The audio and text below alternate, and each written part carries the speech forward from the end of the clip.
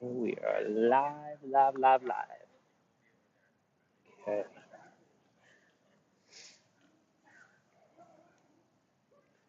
Let's see.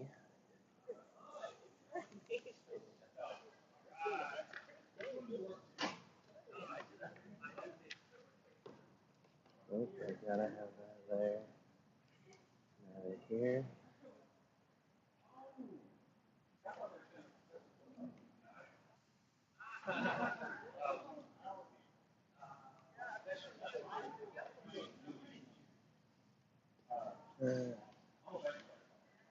Jules.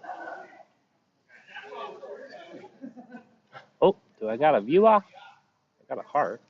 Whose heart? No, that's me. Anybody on yet? We got 5 minutes till. Okay. Streaming is excellent. Let's check our cameras. Demo camera. Demo cam in the corner. Just me. Check, check, check. Check chat.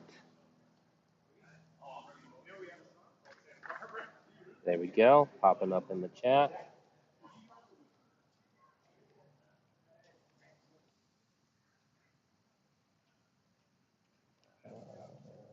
Okay. All right. Do we have anybody popping on?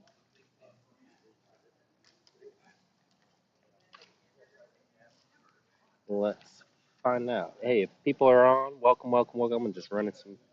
Oh, I do have some viewers. What's up, you guys? Thanks for hopping on. It'll give me a few minutes just to mess around with controls and stuff.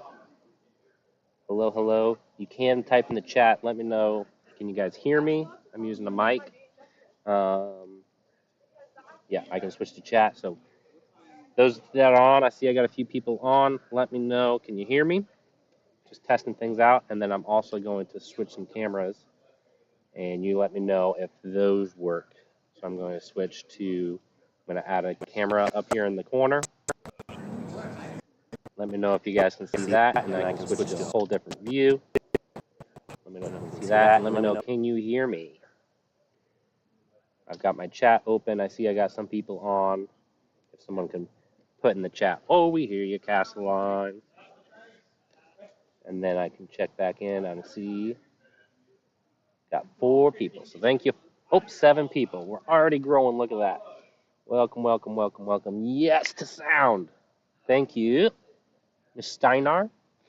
Let me know if I'm too loud. I'm using the headset, so I'm pretty sure I should be able to kind of walk around. Would you let me know? I'm just kind of talking. This whole time you can hear me, correct?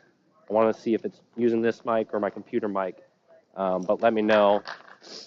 Does it get quiet? If so, I need to switch the sound settings. I'm coming back now. Ugh. All right. Let's see here. So, was the sound consistent as I walked around? Here's my audio. Should just be picking up, my mic. Voice levels sound good. No changes. Ah, brilliant. Thank you for being on. What grade do you teach? Sorry. I think I called you Miss Steinar. That's probably just because. What grade do you teach? Who do we got? Okay. We're still up to 7 people. Welcome, everybody. Thank you, Megan. All right. I'll officially wait till like 10 to kick it off.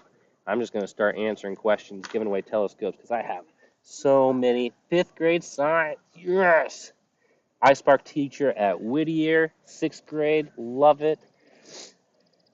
Hello to the students in those classes. I hope you guys are doing good today.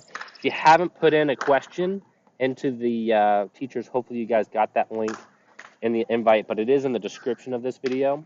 Get that to students. If your question, students, if you've already turned one in, if you didn't ask a question, you just put, I don't have one, or the question is, can I go outside today? Like things that aren't for me to answer. I deleted those, so you won't be entered to win. You can go back and ask a new question if you didn't ask a question that first time around, because if you see this telescope right there, I'm going to be giving those away. I've got lots to give away. All right.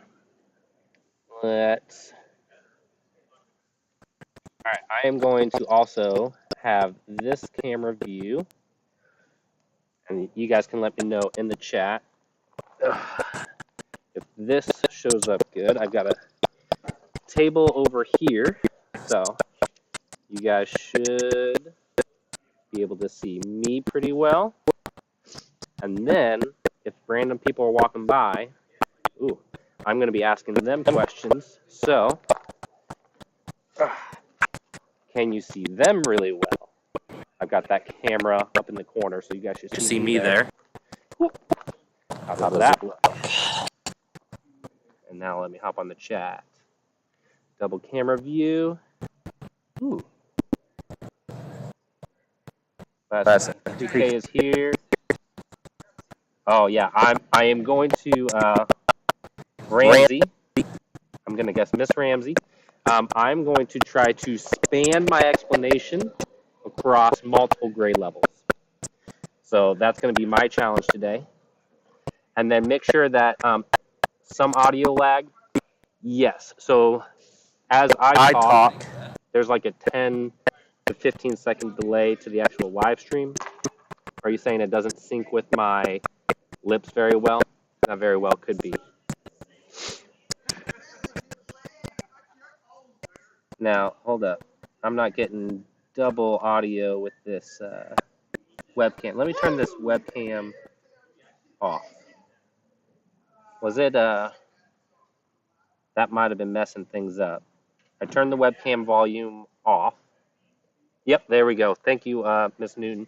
I turned off the webcam audio. I think I did. So does that sound better now? Yes. Okay. All right. Thank you for catching that before I went fully live. How many people are we at now? 11 people. And that's like 11 classes. Why don't we do a test question answer? I'm going to switch back to just this. And I did see a question come in. Let's see here. Why will it happen in the morning? So the eclipse actually isn't happening in the morning. The eclipse here is happening at 1:30. And what determines the time of the eclipse is just when the moon goes in front of the sun. And so that's different depending on where you live. I'm actually streaming from Arkansas, so we get it at about the same time as you guys, just because of the pathway of the eclipse. So I meant to get a picture. So the eclipse where the moon will start to cover the sun will start at about 12:30, and then we'll get the full eclipse at about 1:30, and then we'll see that moon keep passing by. So that's our time frame. I'm just going to be streaming all day, answering questions. We're past 10 o'clock. I've got 14 viewers. Should I start giving away telescopes? I don't know if I should. Anyone in the chat want a telescope? I've got some good models up and around for me to kind of demonstrate some stuff. You can go take a tour of the art museum once there's more people on. All right. I'm going to put in my list of names into my wheel of random selection. And we'll pick our first student in question. As people continue to hop on. Let's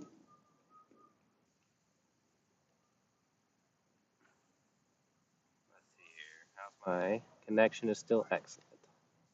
Okay. So we're going to copy all these names and put it into here. I'll refresh my names I select as the day goes on, but there we go. Ooh, lunar eclipse. Great question, Megan. We actually had one, a partial one, not too long ago, because typically your lunar eclipse and solar eclipses are kind of tied together just because of getting the right angles. I don't know when the next full lunar eclipse will be. That's stuff that you can look up, but those are pretty cool to watch as well. You have to be up at like midnight to see those because the moon's got to be on the opposite side of Earth and the sun. But I got to see one when I was a kid, and it's really, really cool to see. It's a full moon, the moon goes red, and then the moon goes black, and then reverse. So if your students have questions, though, let's go ahead and that link in the description or that I put in the invite.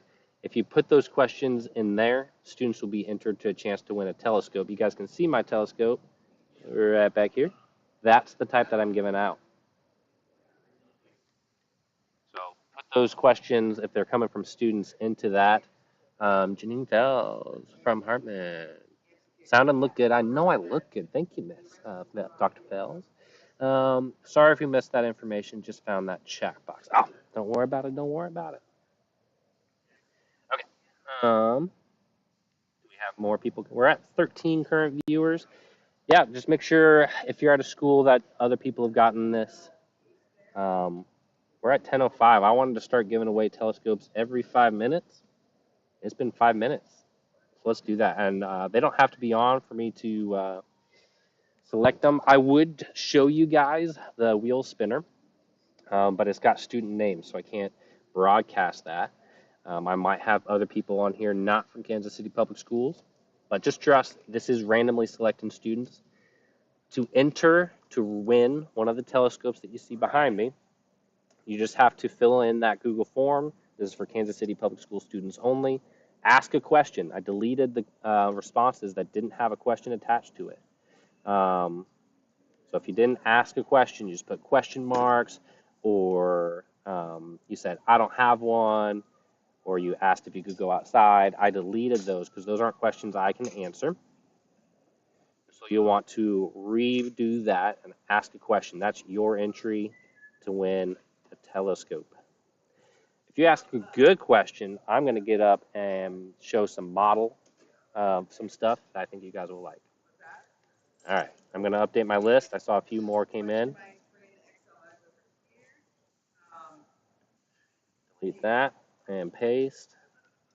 There we go. I'm going to spin the wheel.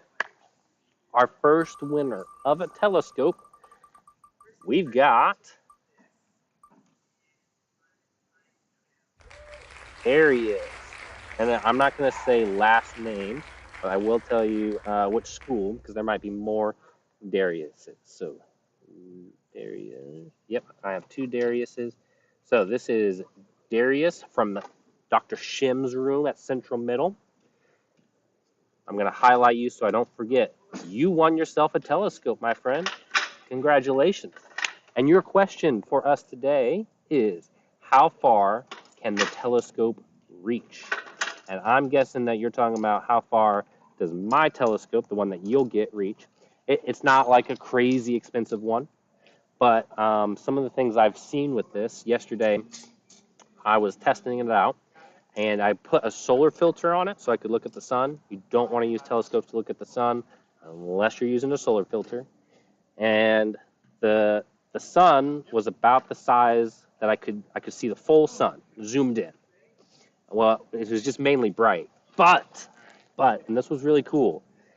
I was able to see on the sun a sunspot, and one day it was kind of off to the left, and the next day it was in the middle. So that sunspot was moving across the sun over the course of a few days.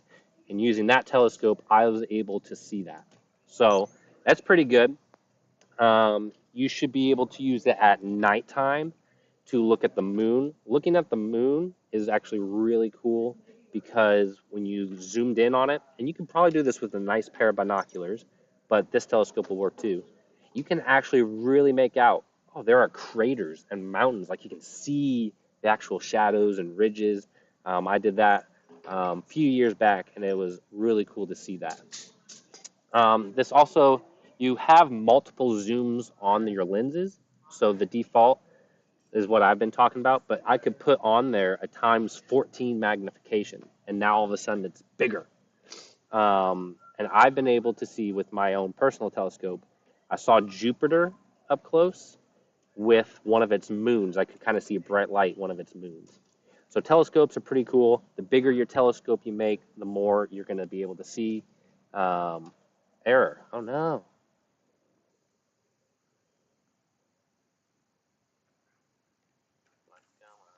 Oh. Hey, is anybody in the chat able to confirm? Am I filming? It's telling me error. I don't like errors. My Wi-Fi still looks good. Oh, let me grab my phone. I bet some of you. I haven't got any messages from anybody. Can you guys hear me? Let me know in the chat real quick. It's telling me an error. I don't know if that's in the chat. And I saw that Miss Newton was on. You can email me directly if the chat's not working. If it's just the chat not working, that's fine. But I've got something about an error, and this is why I start early. I did a whole long explanation. I hope that was picked up. So, anybody in the oh, I'm good. Okay, just lagging. Yeah, lag's gonna happen. And see, look, I've got somebody calling. You know what? I think that's spam. Let's find out. Yeah. Okay, we can hear me, which is good. Lag is going to be normal for this live stream. I'm borrowing Wi-Fi. It's pretty good Wi-Fi. But, yeah, there's going to be some lag. No problem. Thank you guys for putting into the chat. That really helps me out. So that was my first question. And just a quick reminder, that was Darius from Central Middle. You've earned yourself a telescope. Every 5 minutes. Oh, my gosh. It's already been 5 minutes. I'm going to be handing out so many telescopes.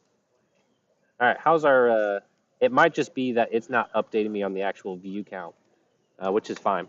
So, let's do another question, and then I'll show you guys, I'll take you a tour of my setup and show you kind of the stuff that I've got. So let's do one more question. Ooh, perfect. I can remove that. And we're going to spin it again. I'm hoping that we get a good spread of schools. So if you guys are just popping on, make sure all your other classes have been able to hop on to the stream. So share that link. And if you want to be entered to win one of the telescopes you see behind me, you have to fill out that form with a question. Anybody who filled out the form and said no question or question mark, I deleted those because those aren't questions. That doesn't enter you in. So make sure that you answer a question. Hey, good morning. Morning. All right. Our next winner is Brooklyn. And let's find out what school Brooklyn's from. One Brooklyn and from Melcher. So congratulations, Brooklyn, and Miss Robinson's class. I'm going to make sure I highlight you on my spreadsheet so that you get your telescope. Miss Robinson, if you're on, what grade are we talking about for Brooklyn here? And we've got a question, and it's a good question. Why does it do that? I'm guessing, yeah. Before I answer that question from Brooklyn, the eclipse, if you're talking about when the moon starts covering the sun, so it's just a little bit, that starts at 12:30. The full eclipse, you're correct, is only a few minutes. That's when the moon is totally over the sun, and that is, here I think I get about 3 minutes. And then it's going to cross and keep going, and that goes until 3 when it finally leaves the sun. So when we say it's going from 12:30 to 3, that's just the partial time, and then totality happens in that few minute window. Okay, so our question from Brooklyn was, why does it do that? And she's talking about the eclipse. Why is the eclipse happening? Like, this doesn't happen all the time. What's going on here? So to help us out, I've got a few models here. I've got sun, earth, and moon. And let's see how we can set this up. I'm going to move my chair back here. And we've got our sun. Let's see here. So now you guys can see, the beautiful sun. Okay? And Brooklyn, I hope you're on. I'm doing a lot to answer this question. Here's our earth. You guys are going to be earth. So I'll set that. You can see in the corner, you guys are sitting on earth. I'll just put it behind the camera. So pretend you're on Earth, and here's our sun, okay? Most of the time, our moon goes in orbit, and it just kind of comes this way. It's a little, sometimes it's over the sun, sometimes it's under the sun. Sometimes, this is called a partial eclipse, the moon's further away. And so when it crosses, there we go. When it crosses, it doesn't cover up the whole sun. So sometimes we get a partial eclipse. That's what that looks like. We get these special moments where the moon, and let's see if I can show it a little closer. The moon's just in line, and as it comes across, oh, see how the sun disappeared? From your perspective, the sun is gone. And so that is what an eclipse is. And then it moves past, and the sun comes back. So I had a few questions about why is this scary? It's not scary. It's just the shadow of the moon, and it just so happens, oh, Earth just blew away.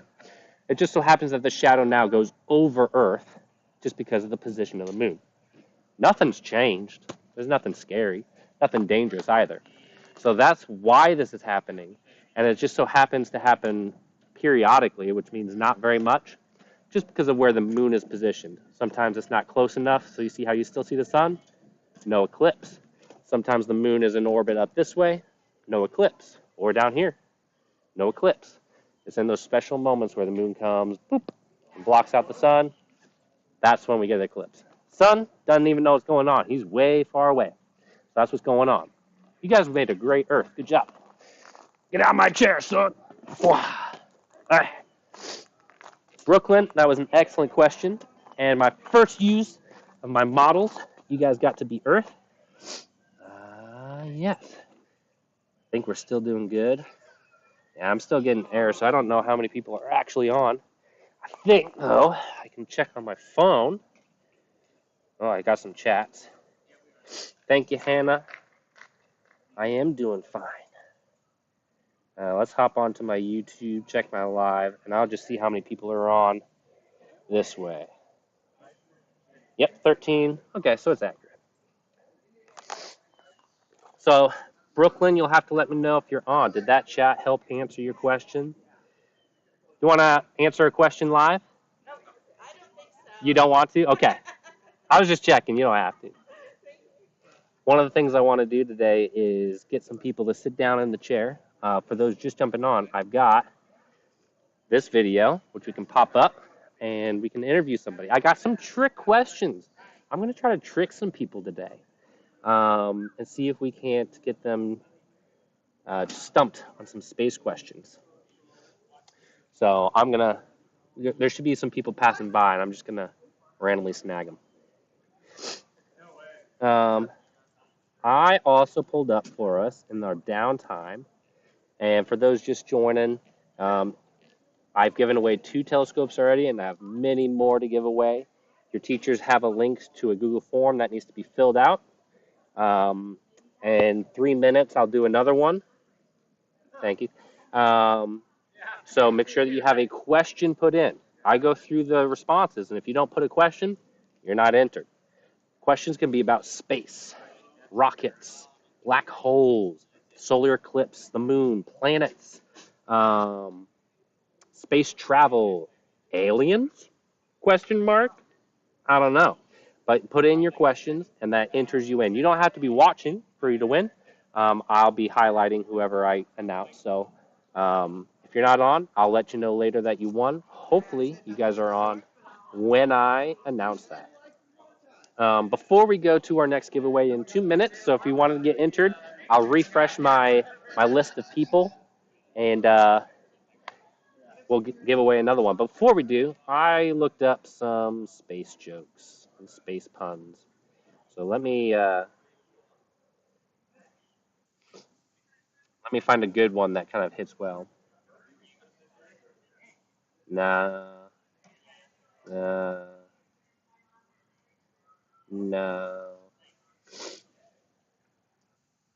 Here's a good one. I think there's more like dad jokes, but guess what? I'm a dad. Here we go. Our first space joke of the day. And if you guys can think of good space jokes, put it in the chat, and if it's appropriate, I'll read it out. Here's our first one. I want to be an astronaut when I grow up. My mom says I have high hopes. How was that one? Pretty good? I'll give us a few good space-related jokes as we go throughout the day. Let me know if you guys have any good space jokes. You can put that in the chat. I'm going to update my list of people. I see we have a few more responses. Okay, control. And over to my random selector. And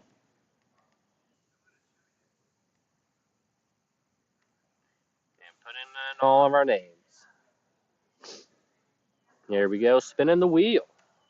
We've given away 2 telescopes so far. I remember the names were Brooklyn and Darius. I'm not doing last names today. We are live streaming public, so keeping that pretty private.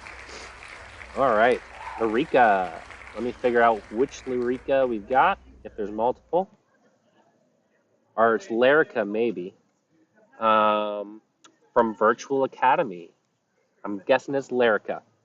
But what is the difference between the sun and the moon? And as I give answers to questions today, we have everybody from kindergarten up to 12th grade. So some of my questions will kind of start off a bit elementary, simple, and I'll try to increase some of the difficulty level as we go on.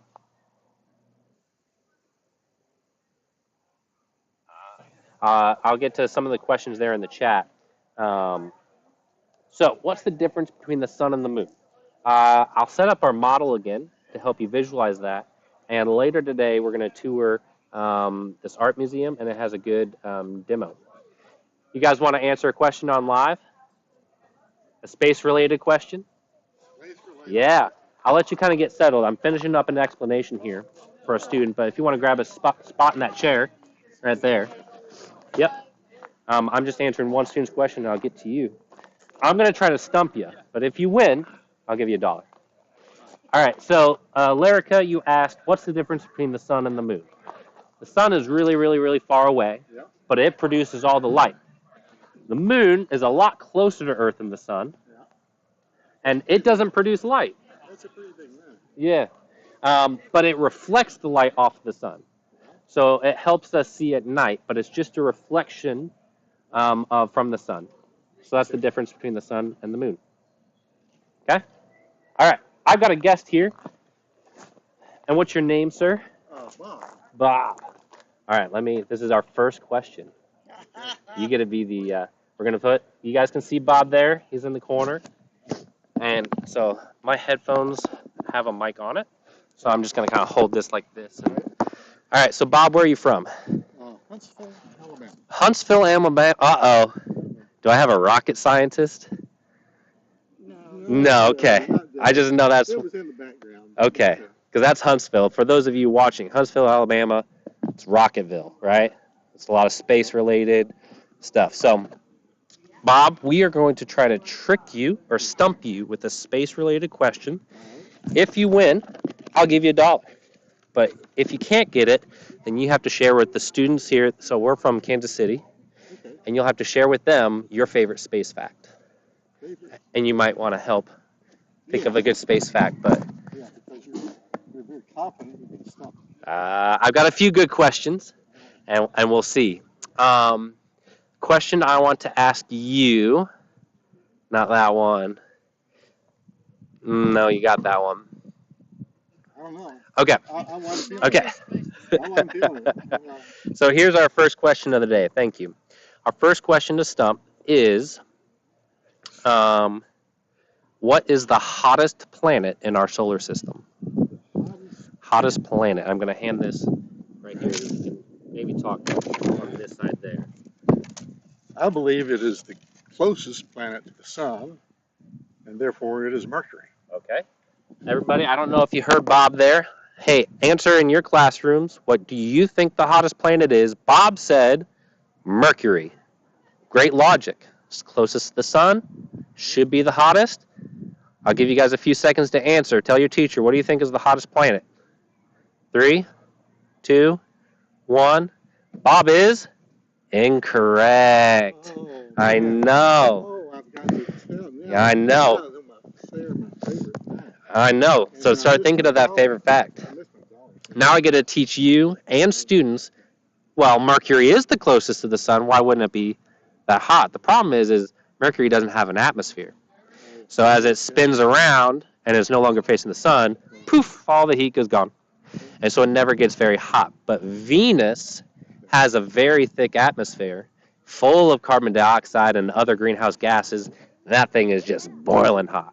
We've tried to send a few rovers and stuff there, and they only last a few minutes, if anything, so we only have a few pictures from the ground. But that is the hottest planet in the solar system. Bob, speaking into the mic, do you have a favorite space fact to share with us? Favorite space fact? I have time to think about space facts. Think quick. And I get to keep my dollar. Put that Yeah, back in that's my right. wallet. You did it. Favorite space fact. Hey, I want to hear from those in the chat. Did you guys get that one right? What's my favorite space fact? Uh, oh,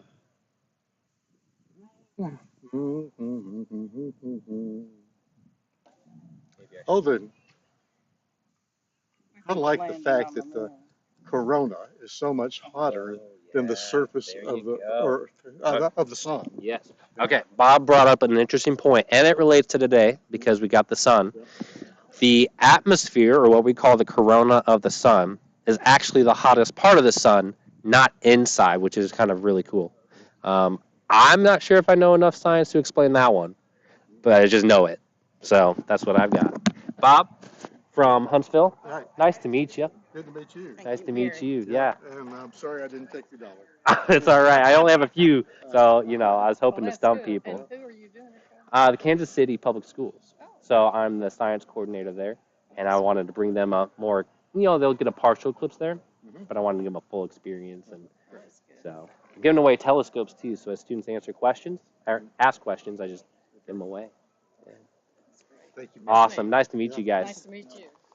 All right. Put it in the chat. Who got that question right? I bet most of you got it wrong. Let's check our stream. Perfect. And teachers, I see a few people trying to hop on my Zoom meeting, which was the original way that we were going to have this. Just to make sure if people are asking that they go to the, so actually I think I saw Miss Pruitt, if you're on, Faxon, Mixer tried to join on my Zoom. So just let them know I'm on YouTube Live. I had somebody ask a good question, Jonathan. Yes, you can look through the window. The window's not gonna, and you can even test this beforehand. Just go to a window where there's the sun, try on your glasses, and see if you can see it. If you can see it, then you're good.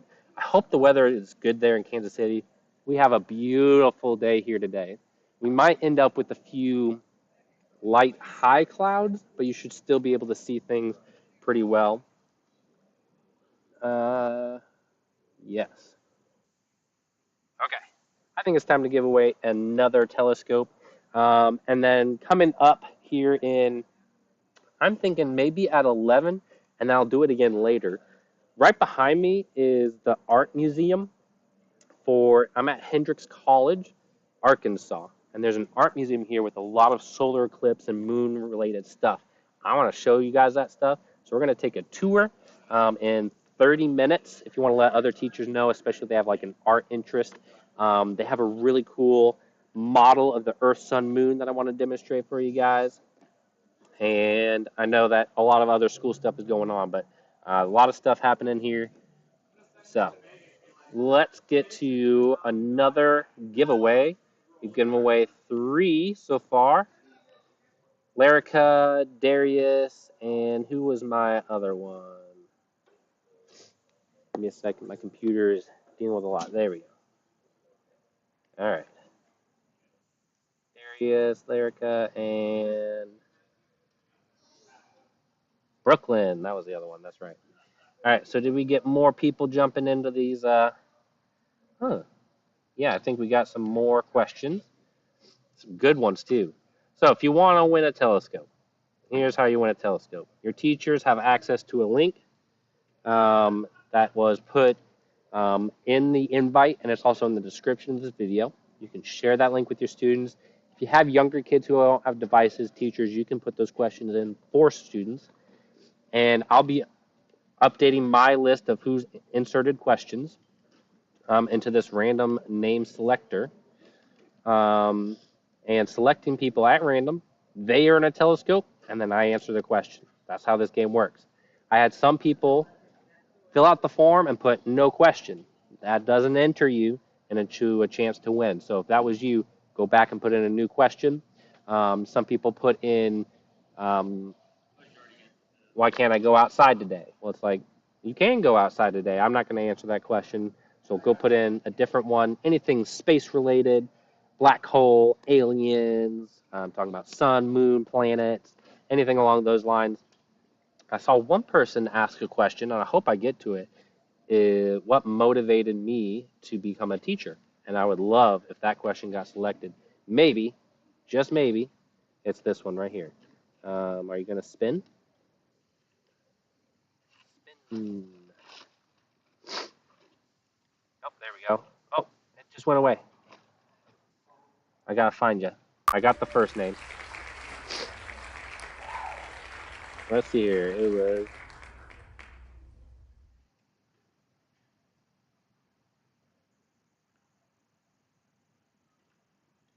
Muhammad.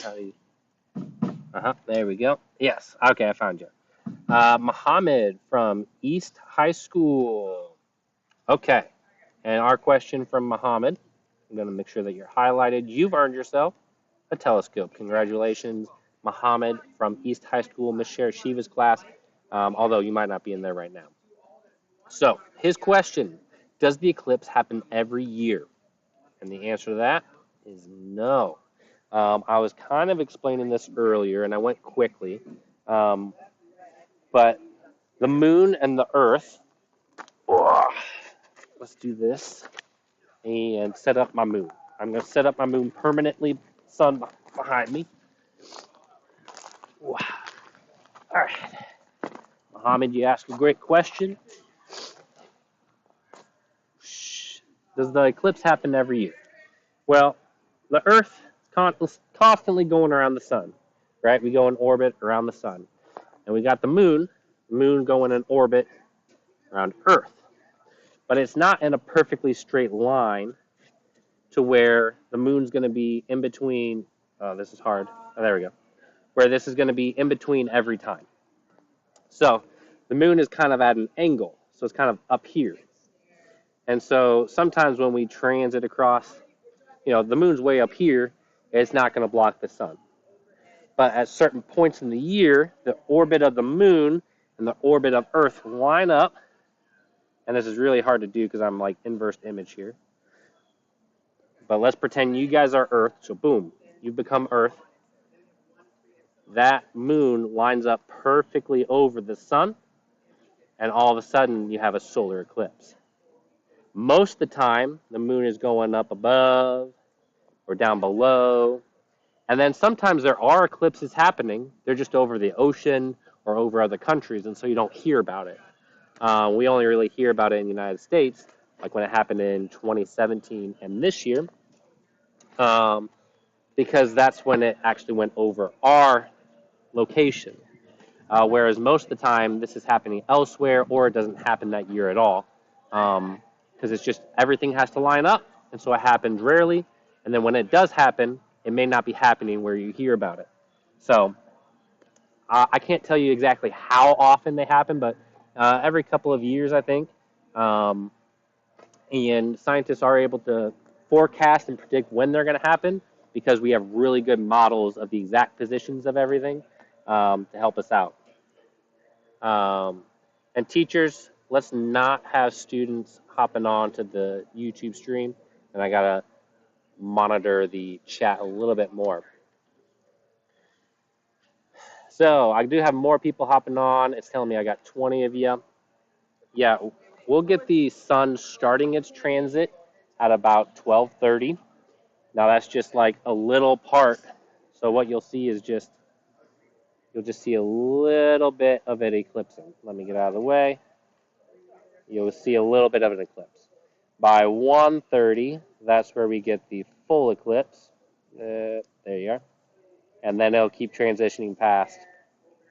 So we're looking at about 12:30 for the start, full eclipse at 1:30, and then it'll go by. That full eclipse is only a 3-minute window, but it's going to be totally, totally cool. All right. And I do see people putting questions in the chat. Sometimes I'll answer those, but if you want to earn yourself a free telescope, I've given away 4. You go ahead and make sure that you fill out that Google form. I'll occasionally update my list of students who wants to win that. You guys want to answer a question on live YouTube? See if you can, you're okay? All right. Not everybody wants to be famous. Okay. Teachers, thank you for jumping on today. I know we got other stuff going on. I'm sure more people are going to pop on as the day goes on. I've also sent this out to some family and friends. So hello if you are one of my family members. And hello from J.A. Rogers. I'm not sure where all of us are at. Want to answer a space question on YouTube? All right. We got a contestant. You can grab a seat right there. Oh, is this a competition or something? Well, I'm not rich, but what's on the table is $1. You answer my question. I'm going to try to stump you. You win $1. But if I stump you, you have to share with the students that I'm live streaming with your favorite space fact. So I'll let you kind of think. I'm actually live streaming to Kansas City for all the students there. And so I have a few questions up my sleeve that I think will stump some people. I've only had one person so far, and I've stumped them. Okay? So let's think of a question. Here's my question. And students, see if you guys can answer this question. Oh, they can see me from here. They can see you. I got a camera for you. And real quick, what's your name? Mukun. Mukul? Mukun. Mukun. Yes. Okay, you guys heard him. Don't listen to how I pronounced it. He's going to answer this question here. Do you like space? I think so. Okay, here we go. On average, which planet is closest to Earth? On average. Students, see if you can answer, and we'll hear what his response is. On average, which planet is the closest to Earth? Can I say Mercury? You can say Mercury. Students, what do you guys think? He answered Mercury. 3, 2, 1. Mukut just earned $1. Oh, thank you. Most people do not get that question right. You take it. I've heard the question before. You have. Okay, did you watch, somebody made a video on that. Was it Veritasium? I'm not sure, but You've yeah, heard it's something about the circular orbit and Venus, the other planets being integrated across their orbits. It's kind of a tricky question when you first hear about it. You're like, well, it's got to be Mars, maybe Venus. But yeah, thank you so much. Good job. Have a good day. You too. All right, for those of you who guessed, I think a lot of people would guess Mars or Venus would be closest to Earth on average. Hey, Phillips. Hey, Miss Rains. It's kind of a tricky question. And the answer is Mercury is, on average, closest to Earth. Because if you think about our orbit, sometimes the Earth and Mars are on the same side of the sun, so they're very close. But then sometimes Mars is clear over on the other side of the solar system. It's very far away. And so when you talk about on average, which is the closest, Mercury is really close to the sun, so its orbit keeps it close to Earth at all times. So on average, Mercury is the closest to Earth, which is kind of a cool fact. There's a very good video on YouTube if you want to explore that a little bit more. Some of you upper high school people. The best time to see the eclipse, you'll have to check specifically for Kansas City, but around 12:30, you should start to be able to see the moon start to cross over the sun. By about 1:30, that's when it will be about maximum for you guys. It's going to cover about 90% of the moon where you guys are at. Where I'm at, it'll cover, did I say moon? It'll cover 90% of the sun. Where I'm at, we'll get 100% of the sun covered up. And that's going to be at around 1:30. And I get like a 3-minute window here where the sun is completely blocked out. What we expect to see is it will be dark because we don't have any sunlight. If there's no clouds, we can see stars and planets, which is really cool because it's in the middle of the day. And then around the moon will be this bright kind of haze, and that's the corona of the sun. So I'll be trying to capture that on video. This little demo camera that I got in the corner, this corner. I have a solar filter that I can show, and I've also got an iPad we'll try to set up. Yeah. Wondered about your abilities out here with the band. We'll find out when they start up. Yeah, because you're welcome to use the lobby. Yeah. Okay. I did not know this was happening. Yeah. Luckily, so I'm using my headset mic. I don't know if they'll pick it up, but when they start running tests, I'll just ask them. For you guys that are on, we got a band setting up, which will be cool. I'm just not sure how it's going to affect our conversations. So when that starts, I'll just ask you guys if you guys can still hear me. You could also flip on the other side. Right on the other side over here. Yeah. So I'll walk over there and see what power. Okay, thank you. We may make a transition movement here just because we have a band setting up. We'll see. We are at 10:40. Okay, let's give away another telescope before we figure out what our game plan is here. For those hopping on, make sure that you've inserted your question onto that Google form. I see I've got some more people adding on. Make sure that you do ask a question, anything space related. I will try to answer anything. Be creative. If you didn't put an actual question, go back and change that because I deleted any response that wasn't a question. Your entry to win a telescope is a question. Oh, we got a lot more people. Copy that and go to my wheel of names. The way I'm doing this is I'm just putting this into a wheel of names and randomly selecting. So that way it's fair. And then I jump over and I check out your question. Give it a chance to load up, and then we'll spin that wheel. I also have a really cool gravity model I want to show you guys. So if anybody has a gravity question, I can't wait to show you guys that. All right. Spin the wheel. There we go. And our next winner of a telescope is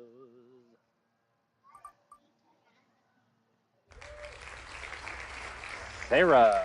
Let's figure out where Sarah is from. Control find. I'm not saying last names just because of public things. This is a live link, so anybody can hop on. But we've got Sarah from Lincoln College Prep from Miss Wood's class. So Sarah, congratulations. You've earned a telescope. And I'm hoping this is a good question. So here we go. Okay. How often do solar eclipses typically occur, and are there any extenuating circumstances that may impact its occurrence? Yeah, so Kansas City, we've experienced the solar eclipse in 2017, and then there was also a partial eclipse last October. A partial eclipse, so there wasn't any totality there. I'll show you guys what a partial eclipse means. Partial eclipse just means that the moon transited the sun, but it wasn't close enough to cover it all up. So like you could see it if you looked, but there was still enough light from the sun coming in that you didn't get the full dark eclipse. So eclipses happen fairly often. I think every couple of years, although it may vary. The circumstances is actually simple. It's just when does the orbit of Earth around the sun and the orbit of the moon around the Earth, where things line up to cover it up. And the orbit of Earth around the sun isn't a perfect circle. Sometimes we are closer to the sun. And so when we're closer to the sun in the sky is a bit bigger. and the moon doesn't cover things up. And sometimes the moon is closer to Earth. And so you get all these little variables that kind of change. Um, and what that does is you have to have them all line up to get that solar eclipse. And then I mentioned earlier, sometimes solar eclipses are happening and it's just on the other side of the planet. And so you don't hear about it in Kansas City because, like, why would you care if it's happening in India or Australia? It's like you're not going to go visit, so you just don't hear about it. But they happen more frequently, and probably a lot happen over oceans. Um, so there is that. And you also get things that are lunar eclipses. The lunar eclipse is when the Earth blocks the moon from the sun. So you'd have a full moon, and then the Earth blocks the light going to the moon, and it goes dark, and then it comes back out again. Yeah, if you want a telescope, Winterui, put in a question, and I have plenty to give away today. So make sure you get a question there into the chat. This is just for KCPS students. I don't know who else we have on there. I'm showing a total of 81 views, but current views is 19. I wonder if that's true, and I haven't been checking my phone. Let's see what this says. Refresh. It says 23 watching now, so welcome.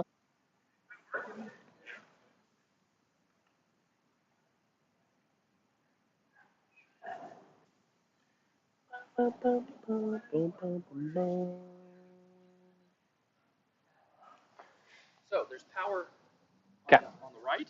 Yep. And on the left, Okay. behind on the other side of the building. Okay. Still a beautiful open. Yep, and I'd be shaded for quite a while. Yes. Yeah. Okay. So I'd be glad. It might be a good time to move because my application just crashed, so I'm getting that back up. So yeah, you can try that. Yeah. If you And then I was thinking at 11, so I was just gonna tour the art gallery. please. Yeah. So I think that'd be really fun.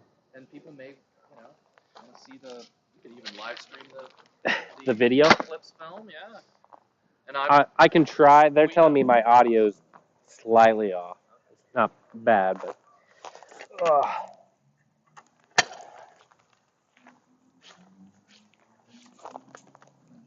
Okay, we're back on with viewers. Hey, would somebody put in the chat? Sorry, my application just crashed. Let me know if you guys are back on and viewing. We might be on the move just to make sure that we get some good sound quality. So, somebody in the chat, can you hear me? And is everything working fine?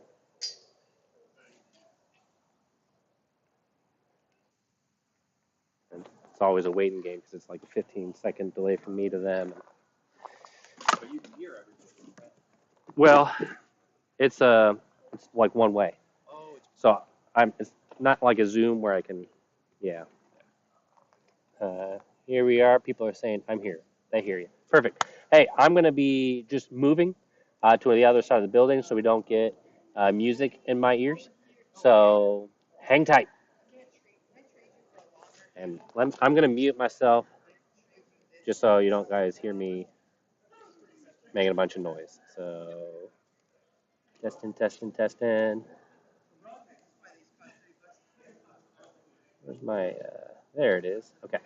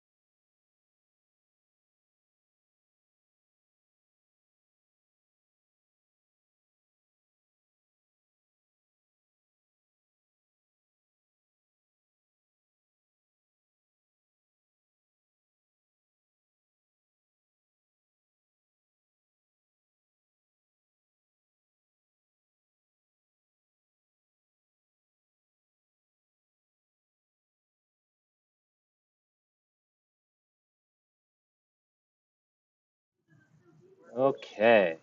Let's make sure my headset's linked back up. Says yes. Here, I'll take your extension. Thank you. All right. While I set up, I'm going to you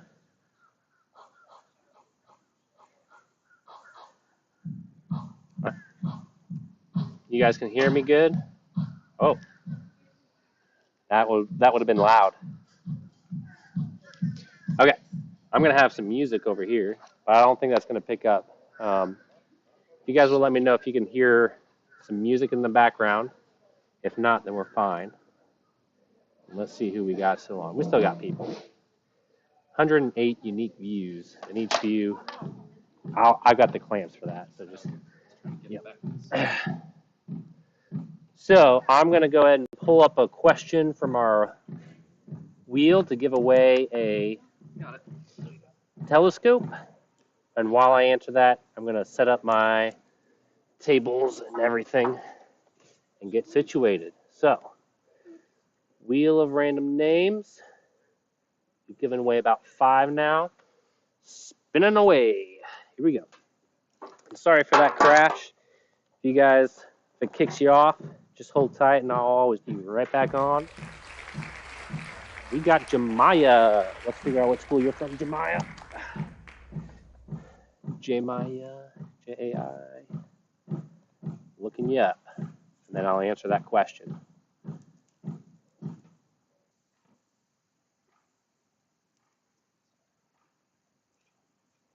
How's it saying? The audio stream's current bit rate. Mess with it. It's not loud. Good. They said the music's fine from here. Let me know if the streaming's working good. We just changed location. I'm just wondering about the Wi-Fi. You guys let me know if everything's coming through fine or not. Because I'm free to move a little bit back if need be. You know, it is showing me 2 bars, and if it's showing me that, I might want to just backwards a bit.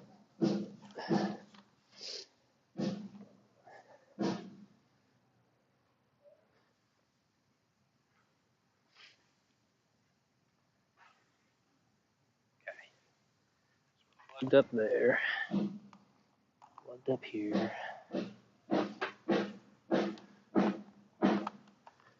All right. Just pulling up the question now, and then we'll be good to keep going with this live stream. Appreciate it.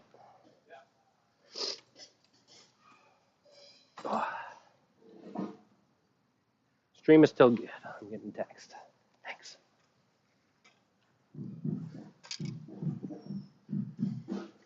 So if I'm sitting here, I'm sorry, guys. Trying to get the questions pulled back up. Just gotta exit page. Once I get that question, let's take a question.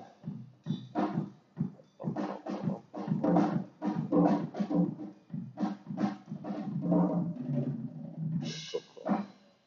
Looks good, can't hear.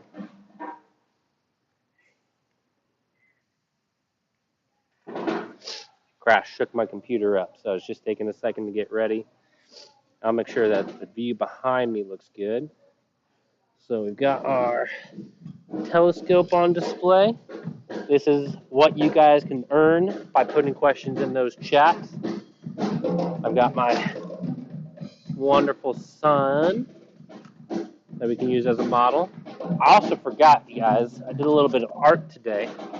So if I want to explain some sun, earth, moon stuff, I can do a little art demo with some markers.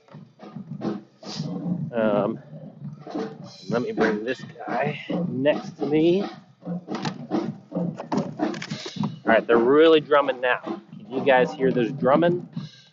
I'm using the headset mic, so I'm hoping it just kind of picks up my voice. And let's check, is my questions popping up?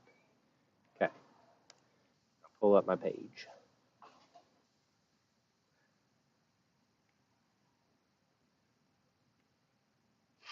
know you guys are jumping around classes. You still got normal stuff going on today.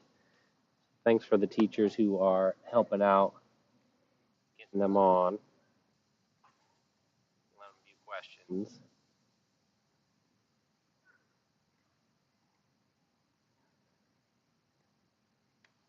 Hey, Hartman School. What's up, you guys? I'm going to make sure I've got water. All right.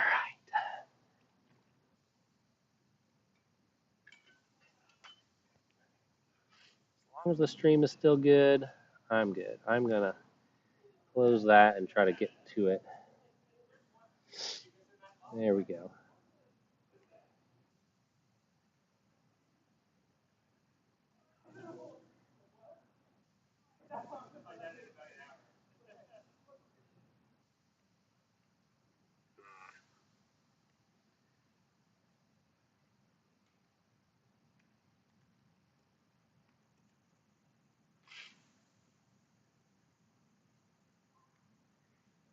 Pardon, it's just I'm not loading up my spreadsheet right now in order to get to your guys' questions. We'll get there in just a moment. There we go. There we go.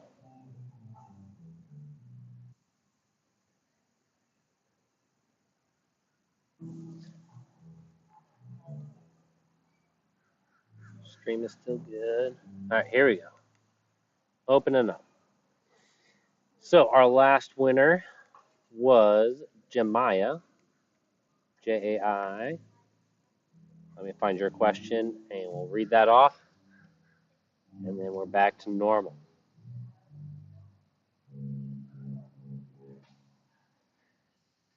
Sometimes you ask your computer to do just a little too much. Control F. There we go. Jai. Okay. Next. All right. Jemiah from Miss Rain's class. There we go. You've earned yourself a telescope, highlighting now. Question is, why can't we look at the sun when the eclipse is happening? Now, this is a great question. Let me make sure we are streaming. Okay, and this kind of goes with Miss Gardner. You had a student ask about totality. So this kind of goes hand in hand. In Kansas City, you guys aren't getting a total eclipse. What you guys would be viewing would be, if I bring the moon in here, the moon is going to go in front of the sun, but you see how there's still sun on top. So that's what you guys are getting. And this is why, to Jemiah's question, why can't you look at it without glasses, is because you're still got, I think in Kansas City, about 10% of the sun. And even though it's 10%, it's bright. And so that's dangerous and can hurt your eyes. What people will buy or give out are these little flimsy glasses, but it has these solar filters on it. And you'll see, like, you can't see anything through that, except for really, really bright stuff like the sun. And so when you put these on and then look up and find the sun, you can see it. So if you guys have these, you can go and look now, but right now it's just the sun. But when you start to see the eclipse happening, you'll see part of the sun being eclipsed. At full eclipse for you guys, this is what you'll see. But to see a full eclipse, so notice in Kansas City, it will look like this. You'll have the top part of the sun still showing. So if you want to see a full eclipse, then from Kansas City, travel south, and the moon will appear more up. So that's what I did. I traveled south yesterday down to Arkansas, a little bit over as well, because the path of totality is going through Texas, Arkansas. It hits Missouri, but hits the southeast part of Missouri and into Illinois, because those are the parts where the view hits to where it covers it up.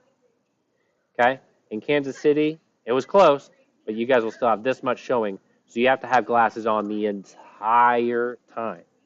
Where I'm at, as the moon starts to, let's do this, as the moon starts to transition in front of the sun, I have to wear glasses until there's totality. Okay? Once the moon fully covers the sun, if I had these on, I couldn't see anything. So during totality, I'm allowed to take these off to view what's going on and what should happen in totality. So if there's ever, I think the next one that you have in the United States is 2045. So you guys will be adults then, and it's not far. It's going to be in Denver, Colorado. I don't know the direction it's going. Maybe it goes through Kansas City, but you could go and view that one in totality. And what you should see in totality is really cool. One, the sun's blocked out, but you get this bright ring of like cloud stuff, and that's the atmosphere of the sun called the corona. And we normally don't see it because it's not as bright as the sun, but since the moon blocks the sun, you get to see this halo of light all around the moon. It's also dark enough that the sky is no longer blue, it goes to like nighttime. And so you can see bright stars and planets in the sky too.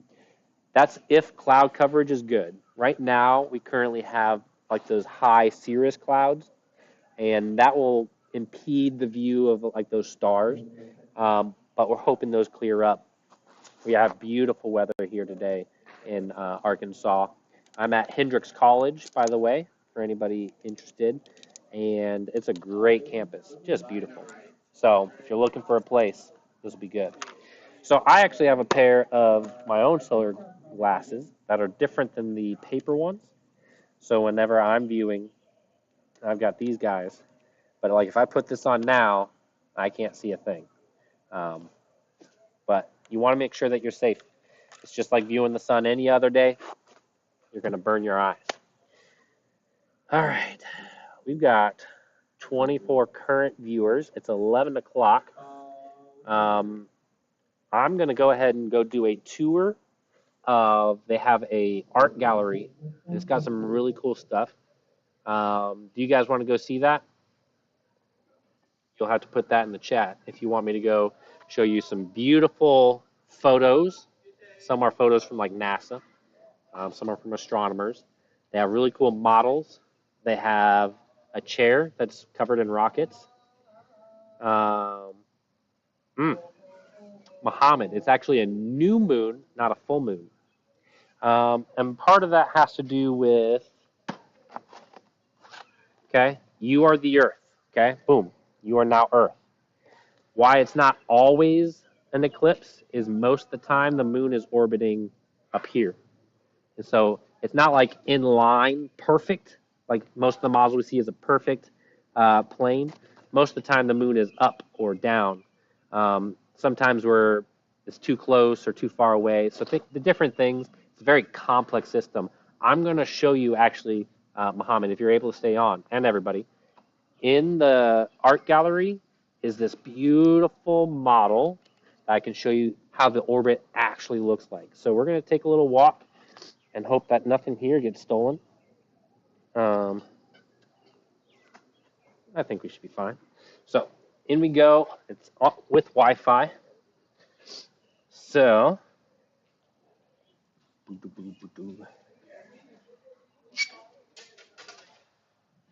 these kind of people have let me steal their Wi-Fi and to show off. Sorry, I'm streaming. Thanks. I want to show you guys some really, really cool stuff. So if you have an interest in art can play into space and science as well. So take a look at this. That is not just some depiction. That's an actual picture of Earth taken by NASA from outer space. How cool is that? It's a high-res photo. So this is what Earth looks like from space. You guys can pretend that you're an astronaut. And what I'm excited to show you guys, I don't know if I step here anymore. This is what I was talking about earlier. Let me show you. Okay, so this is a Sun, Earth, Moon model. Right here you have the Sun. Over here is the Earth. And right here is the Moon. You notice the Moon is kind of up. It's not in a perfect line. But as I spin this guy around, you see the Moon goes in orbit around Earth as the Earth goes in orbit around the sun. And it's only sometimes where they line up. So you notice, like right now, you see how the moon's higher? You're not going to get an eclipse then. It's only in certain parts of the year where they line up. So like this would be an example if you were the sun. See how the moon just disappeared? Assuming that you were viewing it from the sun, that would be like a solar eclipse. And so those guys, it's just a complex interacting system. So here would be an example of an eclipse where the light coming here be blocked. But notice the size of the moon. Only a little bit's going to be covered up. Now, it's not a scale model, but it's pretty good for understanding exactly what's going on. So those are really cool. If you want to see a viewed up, zoomed in picture of the moon, seeing all the craters. I was talking earlier, I don't know if you guys were on, but when you have a telescope, you can get a view like this where you can actually see craters on the moon with the telescope. So that one's pretty cool. Here's that same kind of rotating model I showed you guys. This is it built out of Legos. Does it switch on? Look at that. And we can actually speed it up. Let's see, where's the speed function? There we go. There you go. So this is more or less, is this like accurate to? This is almost specifically accurate to the ratios, moon going around the Earth, Earth going around the sun, and sun rotating. Gotcha. So all of this is built close to the scale of what's actually happened. You see how Earth is spinning? Like here is 1 day. Notice we haven't moved very far around the sun. Because remember, it takes 365 of those rotations for us to get back into one spot. If you were to count how long it took the moon to go around, that would be about 28 spins of the Earth for the moon to go into a circle. So that's another reason eclipses don't happen very often. It's only once every 28 days that the moon is on this side anyways, and then sometimes it's below or above, depending on where we are at in our orbit. That's why we don't get them all the time. And so we're about to have an eclipse right so here. 3, 2, 1, 0. Yep. And maybe if you're on this piece of land right here, you get to see the eclipse going on. You just got to be at the perfect spot for that moon to block it out. Notice, living over here, I'm still going to see sun. There's just one specific location, and that's why it's special right now going through the middle of the United States. We get to experience that. So. Do you want some of the cultural history explained? Yeah, I bet. I'd be glad to. Hey, we're going to get a nice little history lesson. The mic is on this guy, so I'm just going to hold him up so that they can hear you. And then I'll stand in front if you want. Yeah, let's do that. Guys, this is Christian, what was his last name? Cutler. He's the director of the art museum. Yep. And he's going to just kind of showcase some of the artwork here. I was looking at earlier some interesting stuff. I think if you just hold it up like this, they'll hear you just fine. Okay. All right, so hopefully everybody can hear me. We've got a whole display here on the walls of cultural and traditional takes on eclipses. So for a very, very, very long time, we did not know what was going on in the sky, and different cultures would try to explain why the sky was getting dark, why the moon was covering up the sun, why in a lunar eclipse, why the moon was disappearing. Well, in Native American cultures, some would say that a frog was swallowing the moon or swallowing the sun. Of course, this contemporary artist has added in a moon from a French film, Georges Méliès' Trip to the Moon film, where astronauts end up landing in the eye of the moon. The other one to see is all the way down here. In Chinese culture, they say that a dragon is swallowing the sun during an eclipse. So everybody is trying to explain this good versus evil, where they really don't know why the sun is being covered up maybe by evil spirits, but of course it's the moon. These folks in Constantinople, current Turkey, they're trying to shoot the evil spirits out of the sky, right? This is a Chicken Little type of thing where, when the moon covers up the sun, they thought that the sky would be falling from, with flames and meteors. Even this is a bit of a longer story, but this is Columbus when he landed on current island Jamaica, and the Tano tribe would not help him reload his ship to get off of the island.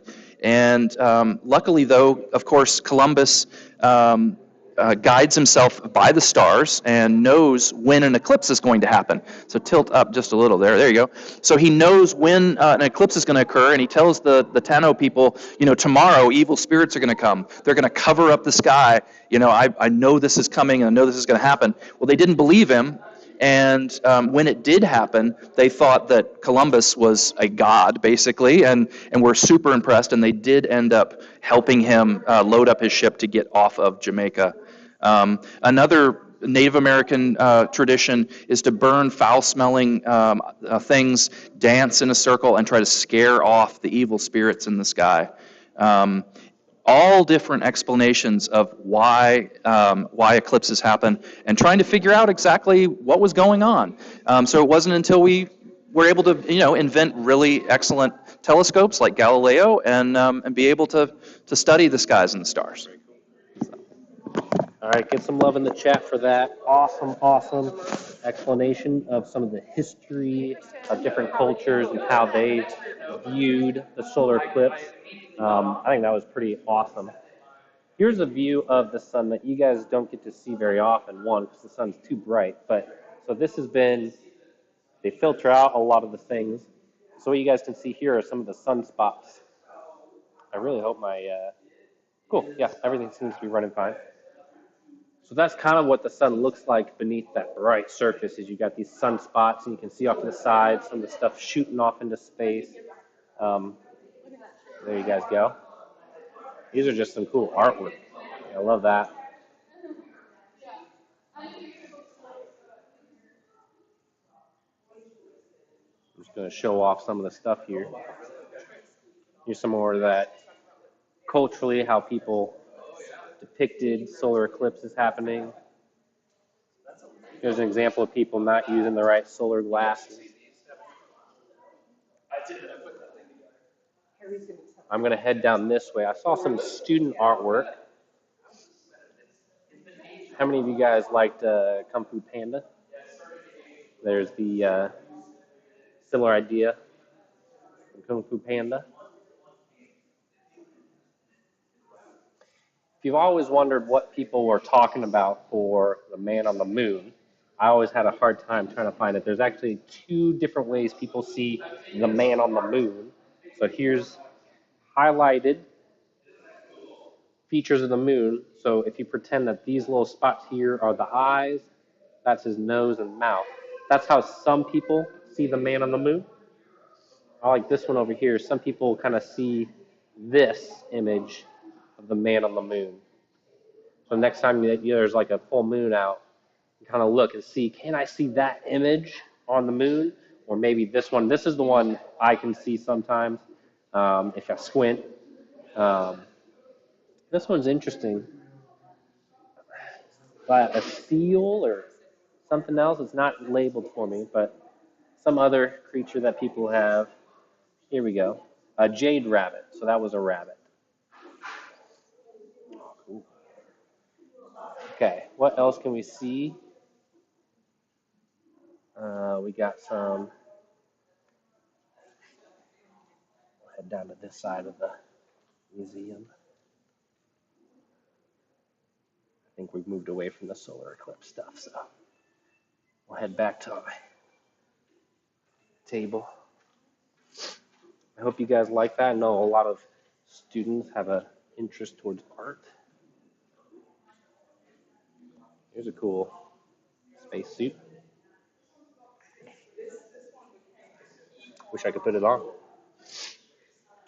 Here's what we're going to be seeing hopefully today.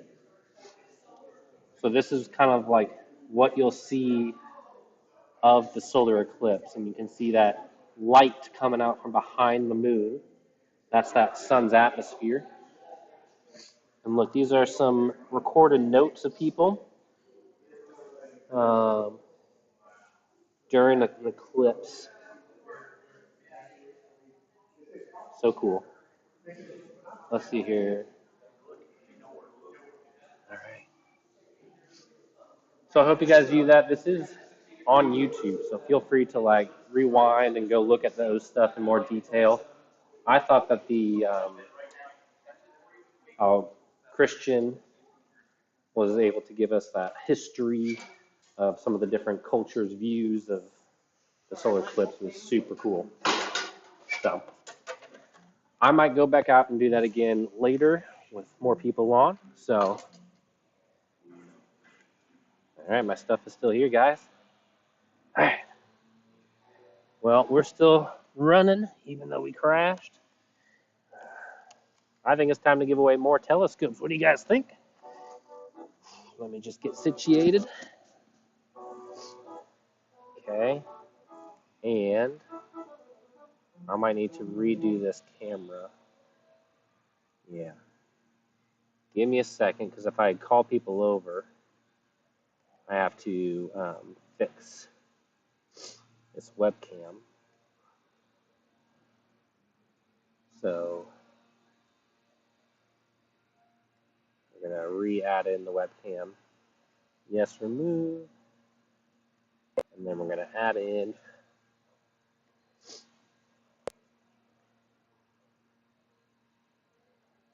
webcam. And it's going to be...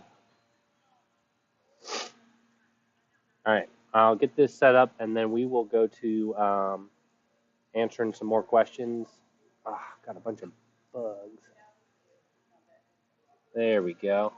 Okay, so now we have a webcam view, and that works. We'll expand that, and that should be good for asking people some questions. And then let me fix this one.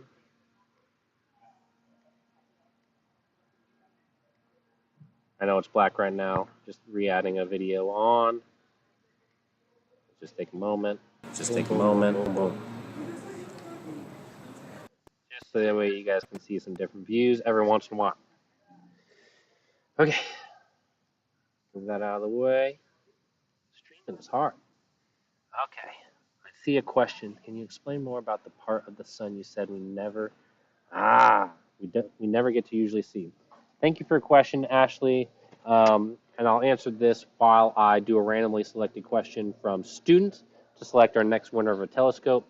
So she's asking in the chat, I showed a picture there in the art museum that showed different features of the Earth, or of the sun, that we don't normally see, namely sunspots.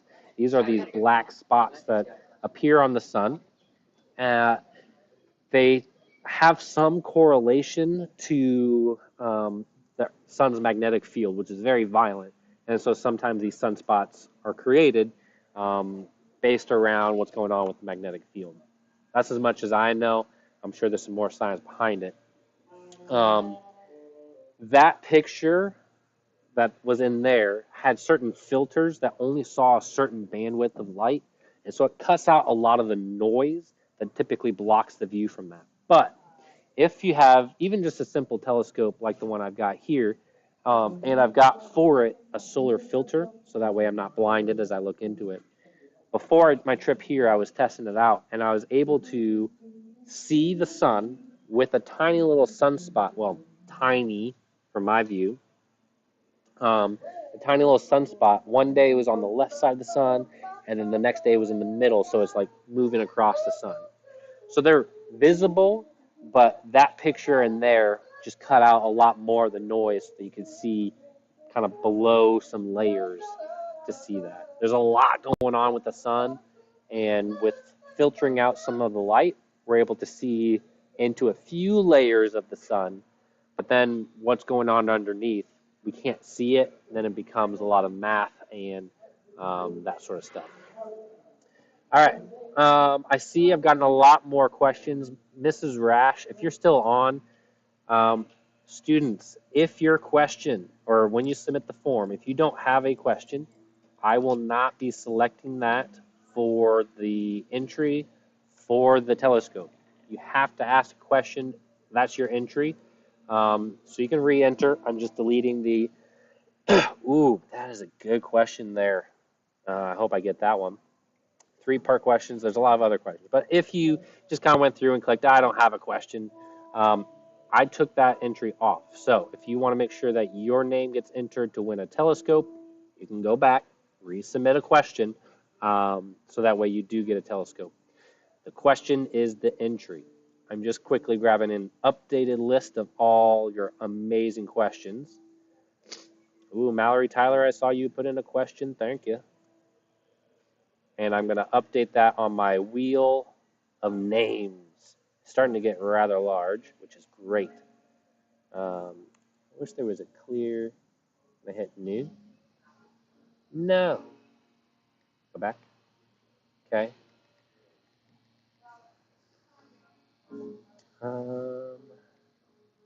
There we go. Let's update our name list, and we will select. I've got so many names now, it's taking a long while for the wheel to pick. All right. I'm going to click.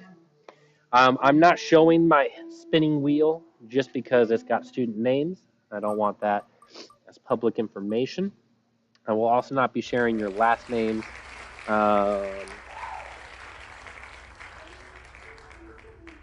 Well, I can't do that one. Spin it again. Make sure that where it's asking for your name, you guys put your name. Student names. Here we go, here we go, here we go. Okay, I got Markale. I'm just going to look up what school you're at. So, no,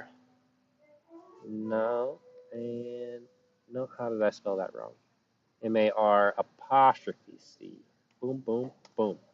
There we are, from Faxon Elementary, Markale, and I'm not saying your last name, but you just won yourself a telescope. Congratulations. Highlighting it so that way I won't forget. Great question and an easy, quick one to answer, so I can move on to more. The next solar eclipse, at least locally, there might be some happening around the world, but in 2045, when you guys are adults and can choose to travel, I know that it's going through Denver, Colorado. I don't know if it's coming this way or what's the path, but I do know that there'll be one in 2045 for the next full solar eclipse. There might be some partial ones going on.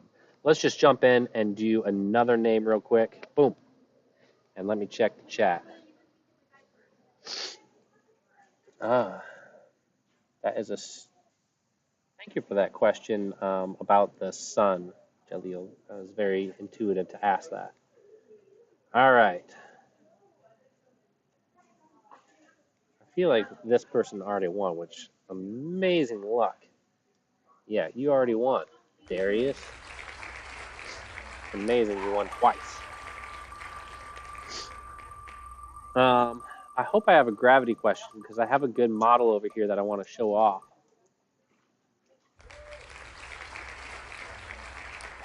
Naya? Let's figure out what school you're from, Naya. Make sure I'm. Yep, there we go. From KCPS.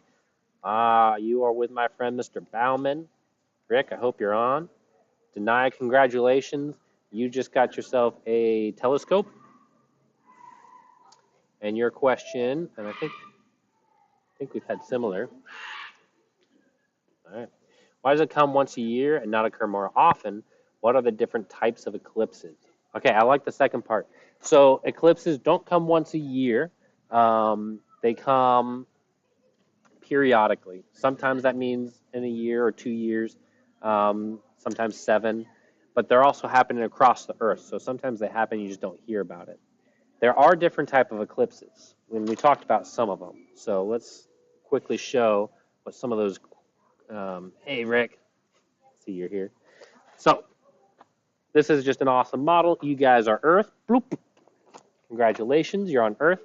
So the first type of eclipse that you guys get, and this is what you guys are experiencing now, it also happened in October. This is called a partial eclipse. So a partial eclipse is when the moon and sun just aren't at the right distance, you see the moon's covering up most of the sun, but not all of it. So that's a partial eclipse. And this is what you guys are seeing there in Kansas City today, is something like this, where the moon is going to come by and pass by like this, but not cover everything. In order to see it do a full total eclipse, which is what I'm going to get today, you have to be further south, and then it covers up everything, and then it passes by. Okay, so that is a solar eclipse. We call it a solar eclipse because the sun, is getting eclipsed by the moon. So those are the solar eclipses. You can have partial, which can look like just covering up part of it, or total, where it covers all of it. You also have lunar eclipses. Lunar eclipses happen. So in our sun, earth, moon model, moon would be on this side. So you guys are now on the moon. Okay? So pretend, boom, you're astronauts, boom, you landed on the moon. Okay? Right now you're on the moon and you see the sun. It's bright, it's sunny. But then here comes the earth.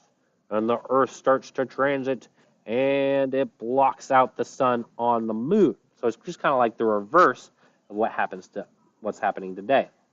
And so that means on the moon it gets dark. And what we see on Earth when that happens is the moon's going to be a full moon, nice and bright. But then as the Earth starts to cover it, the moon will turn red, and then you'll see the moon start to turn black. I saw this one when I was a kid. These happen in the middle of the night, so you got to stay up. But when those happen, you can often kind of see a bit of like Earth reflected on the moon, but it's dark. And then when that passes by, then boom, you're back to a full bright moon. So those are the type of eclipses you get, are the lunar and solar eclipses. The word eclipse just means to pass by.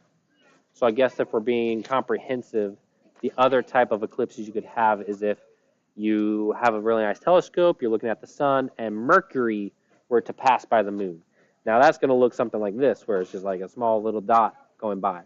We call that an eclipse, even though it's like that's just a tiny little dot flying by.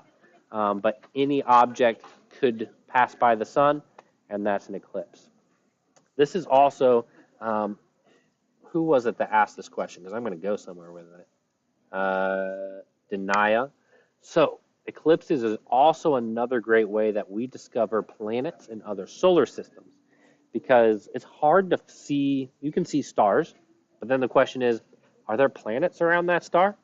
And one of the ways that we discover that is you observe the star and you record its brightness level. And if the star has a planet like the size of Jupiter, and that planet goes in front of the star, that star's brightness will dim, and then when the planet leaves, it goes back up. And so then you can say, hey, there's a large planet going around that sun. So eclipses happening light years away actually help us determine, hey, there's a planet there. So that's also a really neat, cool effect. Great question, and you got yourself a telescope. So we're at 11:30. It's about an hour until the actual eclipse happens.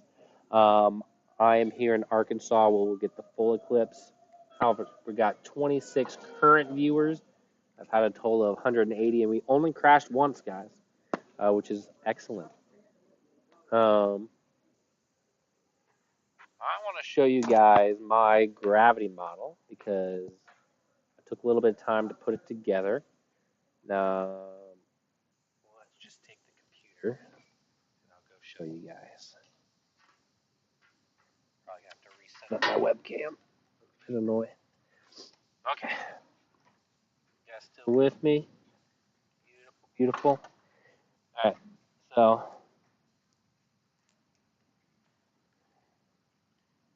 this. Oh, I'm going a bit slow. There we are. All right. This right here is my model of how gravity works. So this is just a nice. All right. So this is a nice stretchy piece of spandex material, and I've got a very heavy steel ball I'm dropping in there. That's like a planet or a sun. And so it curves space-time. And so now you can see, or to drop something, it falls down in there. So that's modeling how gravity works. The more mass an object has, the more it bends the fabric of space. And then planets or moons or things in orbit, you can see how it just goes round and round and round. So that's kind of how gravity works. You guys are going to have to tell me if my video is going clear or not. Mine seems jumpy over here. But you can throw a few planets on there to see how gravity works.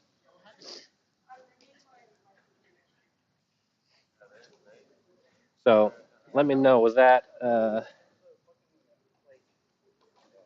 did give one to a student named Muhammad. I don't know if it's the same Muhammad as you guys are putting in the chat. But I'm trying to give away lots. So, all right.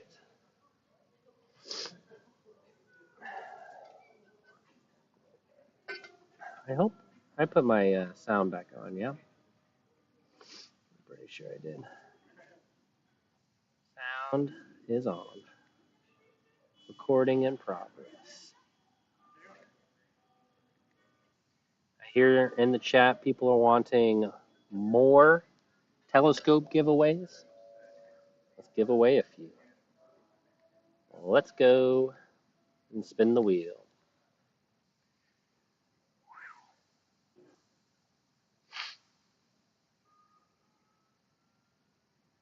Here we are. We got one for Mugisha. Sorry if I'm mispronouncing that. We'll look at which school you're at. From Wendell Phillips. Ooh, I love this question. Such a good question. Congratulations, Mugisha, with Mr. Neal and Miss Rains. And her question is it possible to do interstellar travel? Great question. So what that means, if we were to say intrastellar travel, that just means traveling around our solar system, which we've done. Humans have visited the moon. We're currently planning some missions to Mars. That's difficult, but doable. We've sent spacecraft to every planet and everything in the planet. We have things going close to the sun. We have things going out of our solar system. So we're pretty good at traveling within the solar system. It's hard, but a lot of smart people put together. We're able to do that. The tricky part, and this is what was it? Mugisha, and I know I'm butchering your name, but that's okay. Interstellar travel. Can we travel from this solar system and our sun to another star? And that's tricky because those things are far away. If you were to start that journey to the closest star, which I believe is Proxima Centauri, it would take more than your lifetime. So a couple hundred years. So if a spaceship were to leave, you wouldn't, if you hopped on there, you wouldn't get to get there. You'd have children, and they'd have children, and they'd get to go there. If there was even a planet to stop at there, that's a big question. We don't know how many stars have a planet that would be habitable. So interstellar travel is difficult because it's so far away. So other options for doing that sort of travel. One, can we do some sort of cryogenic sleep so that way, you just put the crew to sleep and then you wake them up and hey, 100 years passed, but we didn't age. That's a good idea in theory, but currently there's no way to freeze humans without major damage. Small insects and small animals you can do that with. I don't know how long term you could do that with, but they've done tests with like mice and gerbils, and they're able to get them cryogenically frozen and then wake them up. But not humans. We're too big, so the process goes too slow and too much damage occurs. So that wouldn't work to get to other celestial bodies.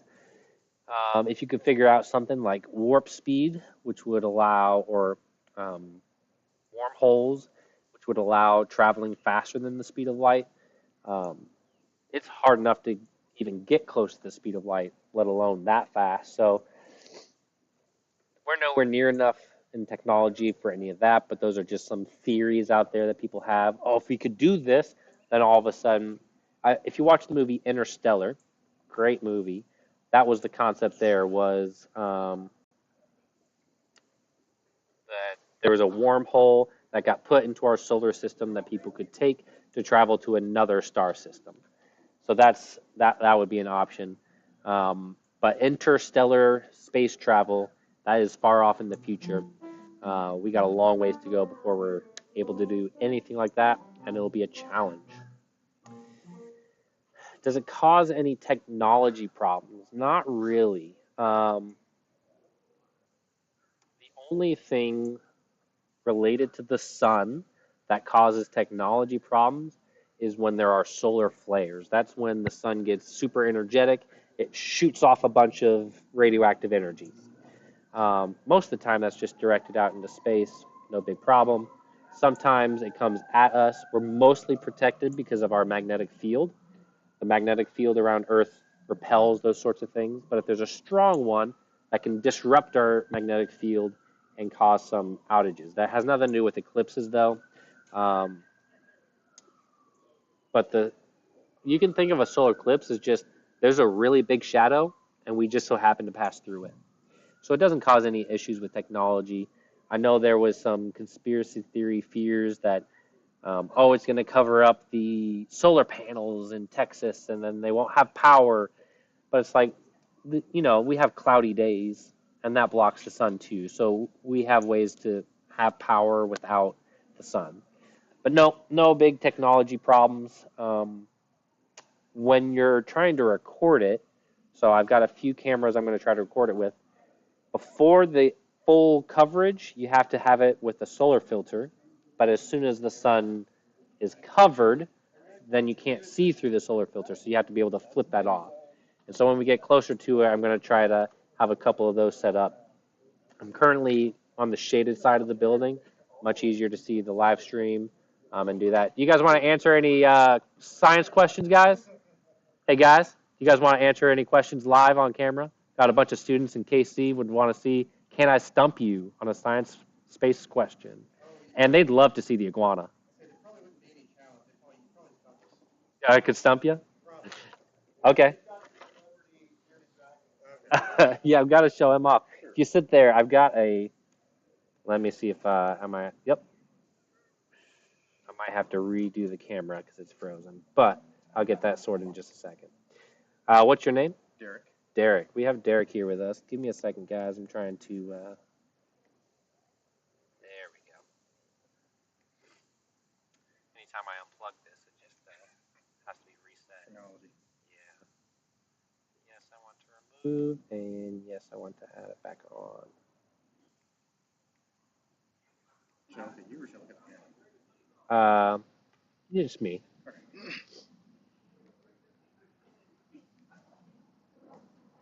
All right, we gotta re-add it on. All right, guest.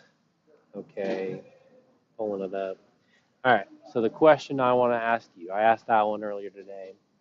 Well, I wouldn't hear. Oh, I know. They've heard some. I don't want to. Oh, okay. So I'm with Kansas City Public Schools, Okay. and there we go. Now you guys can see. Is that an iguana? It's bearded dragon. Bearded dragon. Bearded dragon have a name? Penelope. Penelope. Guys, we got Penelope, the bearded dragon. Beautiful. Is she gonna act different during the eclipse? Do you think? She might. She might. She doesn't really, I guess, go to sleep when it gets dark. But we have noticed with other animals that when it gets darker, they tend to think, oh wow, it's time for my nighttime. Yeah. Stuff whether it's feeding or whatever. She might. Okay.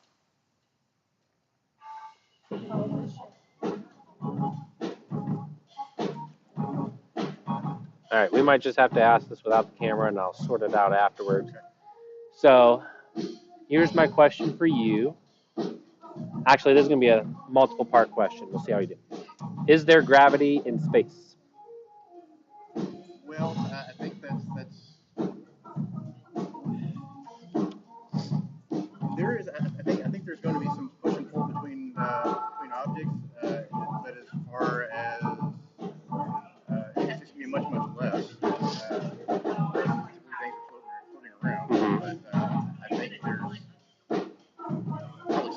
Okay. That's not the camera I want. That's the camera I want. Okay. Is the moon in space? I would think so. Okay. I'll say yes. So then what is the force holding the moon and Earth together? I would think that would be gravity. But you were saying it would be weak. Well, I mean, between, so my guess is that the gravity will be stronger the closer to the object, but as the object gets further away, it's going to be a little bit less. And so that's why, I mean, it would be Astronaut, yeah, I know. That's the point of the question. Astronauts on the space station, are they closer to Earth than the moon? Yes. And yet they're floating. So that's where the confusing part comes in for most people. It's like, I thought there wasn't gravity in space. There's actually the astronauts on the space station have just as much gravity like we do here. Problem with astronauts, and my students are going to be able to see it. No, my video is doing bad. I'm going to assume you guys can see it. Imagine you had a cannon and you're going to shoot a cannonball. If you shot it really fast, it kind of go woo, and then it'll fall down. Shoot it faster, it'll fall down further. If you shoot it fast enough, as it falls, it doesn't actually come down, it just keeps falling. So there's gravity, but astronauts in a space station are just falling, like on a roller coaster. Are you like out of your seat? They're just doing that constantly. And because they're just in an environment that's falling with them, it looks like there's no gravity, even though there's the same amount of gravity we have here. Like the vomit comet, yep. So that's just kind of the trick of how it looks like there's no gravity, but there is. So that's where Hollywood gets it wrong all the time. It's like, we got into space, oh. Or my least favorite is they open the airlock. All my gravity's gone. It's like these things just don't make sense. So, hey, thanks for stopping by and for introducing Penelope. You guys have a good clip. All right, guys, I'm going to have to refix these cameras. Oh, my goodness, what's going on? All right. I'm going to delete all my sources, and we're going to try re-adding them in. Yes, delete, add, adding in my video. I'm frozen. Click OK. I hope you guys can hear me.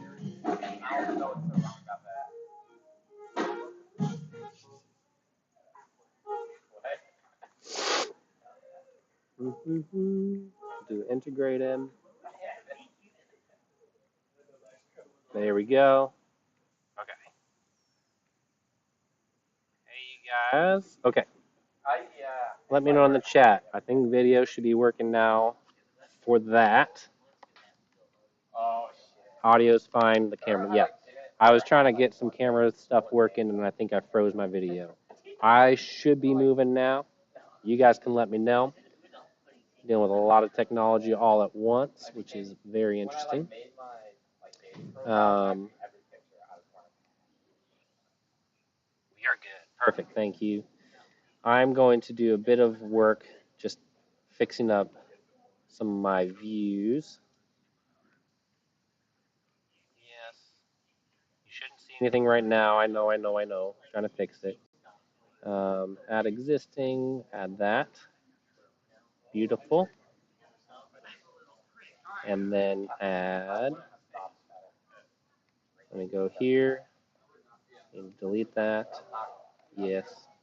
And those are just popping on, just doing a little video work in here, trying to fix up a couple of stuff. I was trying to get somebody on video and everything was falling apart. So webcam, we're going to add that in. You guys should see me now, which is good.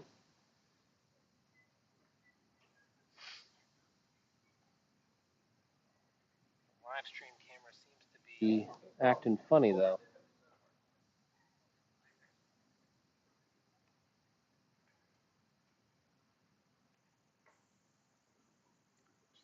Oh, there we go.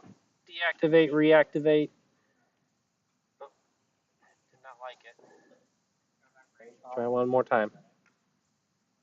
Deactivate. Activate. You guys see it? Freezes off. Ah, well, that is annoying.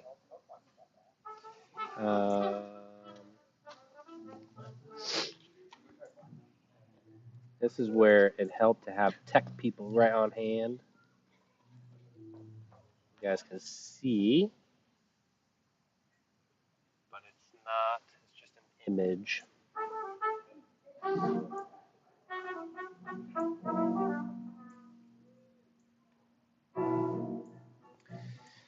Well, while I try to debug this, I'm gonna unplug it. Let's go to another question, give another way, and another telescope. So if you guys have been jumping on recently, which I see some new questions popping in, do make sure that you type in an actual question. If you put in a question that says none, I am deleting those. That does not get you into the running. You do have to ask a question. So those questions get deleted, but you can go back on and re-add them in. I'm going to, because there's been some new additions, re-highlight everybody, put you into my random selector, answer some questions, and give away some telescopes. So, updating my list.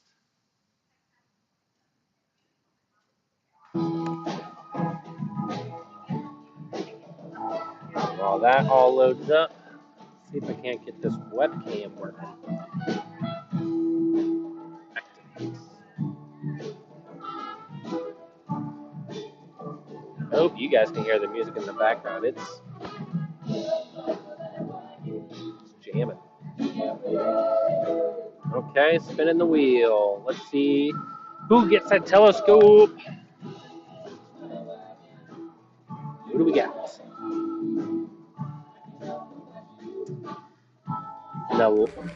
Nalaya. Let's figure out where you're at, Nalaya.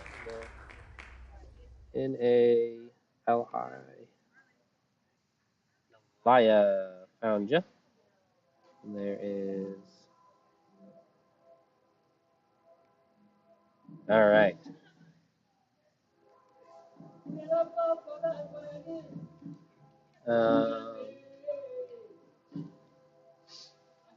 Going to highlight you. Congratulations. You got a telescope. And our question is, an eclipse happens when what three things align? And how long does it last? I like how you're like quizzing me on what it is. Oh, guys, I got the video working. Look at that. Okay, so now we have that view, which means if I add the demo camera, now we can interview people. I'm sorry if you guys didn't get to see the bearded dragon. That was pretty cool. I'm going to add that in. I'm also going to use this camera during the eclipse because I have a solar filter attached to it. Okay, so the question from Naila is, what an eclipse happens when what three things align? Easy question, sun, earth, moon. Or at least that's the eclipses that we get to see. Other things can cause eclipses. I think I've talked about that. Oop, back to me. Back to you. So, for a solar eclipse, or basically what blocks the sun, if you guys are the earth, then a solar eclipse happens when the moon, from your perspective, goes in front of the sun. That's a solar eclipse. You'll get partial eclipses like what you guys are getting now if it doesn't fully cover the sun, like that. And you get full eclipses if it covers. So that's a solar eclipse because the sun gets eclipsed by the moon. And then I was talking earlier, if you guys are the moon, so you're standing on the moon, a lunar eclipse happens when the earth passes in front of the sun and the moon. That's a lunar eclipse. And from our perspective on Earth, the moon would be a full moon, fully bright. And then when we cast a shadow on it, it goes dark. The reason these don't happen all the time is because the moon is typically kind of orbiting at an angle. So sometimes it's coming above the sun, sometimes it's coming below the sun. And the moon is only on this side of the Earth, in between the sun and the Earth, once every 28 days anyways. And so you're looking for this periodic time when the moon is on this side, and it's in between, and it's at the right position to where it blocks the sun. So you just got all these things that have to line up for a full eclipse like today to happen. So they happen, what we could say, periodically, every once in a while. I guess frequently. Periodically means a complete pattern. It's a bit more random. So yeah, great question. Let's do another question. Those jumping on, that was for Nalaya from, what school were you at? KCPS?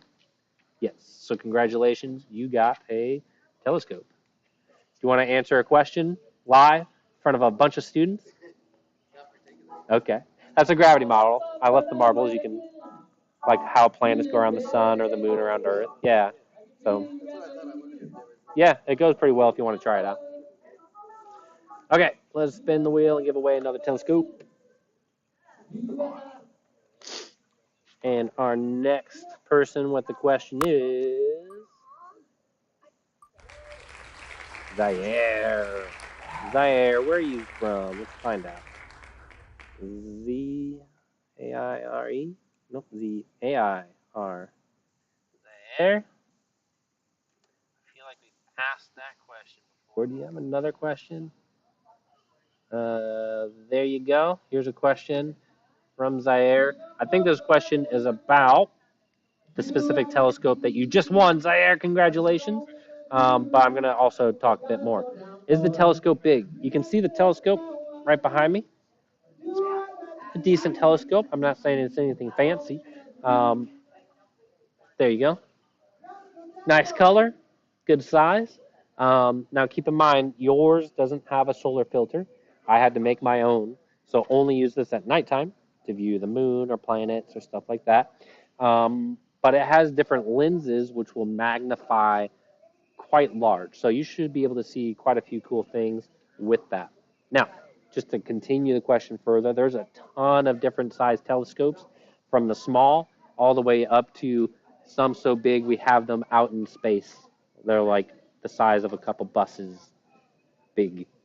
It used to be the size of the telescope that we sent into space was based off the size of the rocket. So the Hubble telescope could only be a certain size because we had to take it up in a rocket.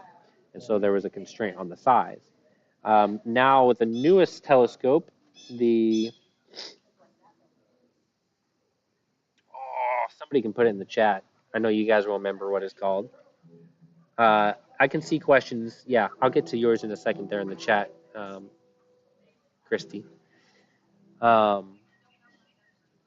What is the name of the new telescope that just went up? Anyways, that one wasn't made of glass or mirrors. It had sensors, and they were able to fold it up, little hexagon tiles, so they could compact it, launch it into space, and then it would unfold. High five in the chat, whoever can tell me what the name of that telescope is. You gotta race me, because I'm thinking.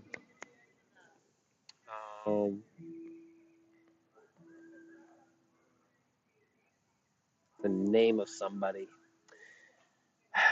Journey from Faxon would like to know why the moon is out during the day. This is a great question, Journey. The moon's always out during the day, sometimes.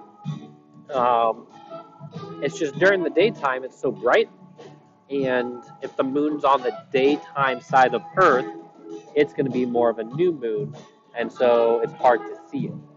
But what happens is, the moon orbits the Earth, and it takes 28 days to go around. So sometimes it's on the far side, and sometimes it's on the close side. When it's out during the day, it's just hard to see it. But sometimes in the morning or at night, I can ask, Chief, I'm from Kansas City. Yes. Yeah. How are you guys? Oh, can I tell you my physics joke? Yes. Oh, Okay. we got a live joke right here, guys. Okay, well, give me a second. Oh, So, in a second. And then maybe we can try to stump you guys with a question.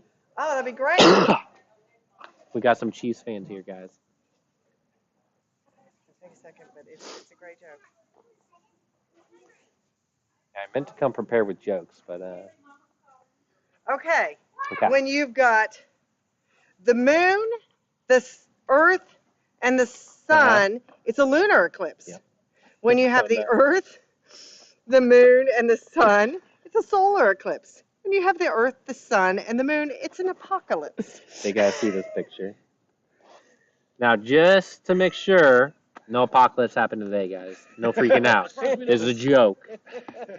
And it's based off the order. So if you need your teacher to explain that one, go for it. There you go. I love it. Between the moon and the Earth. Yeah.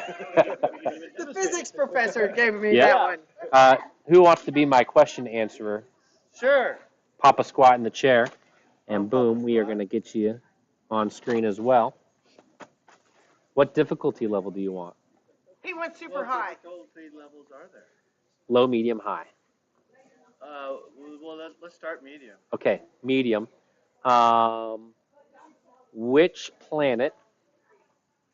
Did I ask this one when you guys were around? We I don't didn't think do so. Okay, which planet in our solar system is the hottest? And guys, you can put in the chat what you guys think. In our solar system. And our solar system is the hottest. When you say hottest, how are you measuring that? Average temperature? Temperature, we'll Or the say, hottest temperature on that planet? I'm going to say Mercury.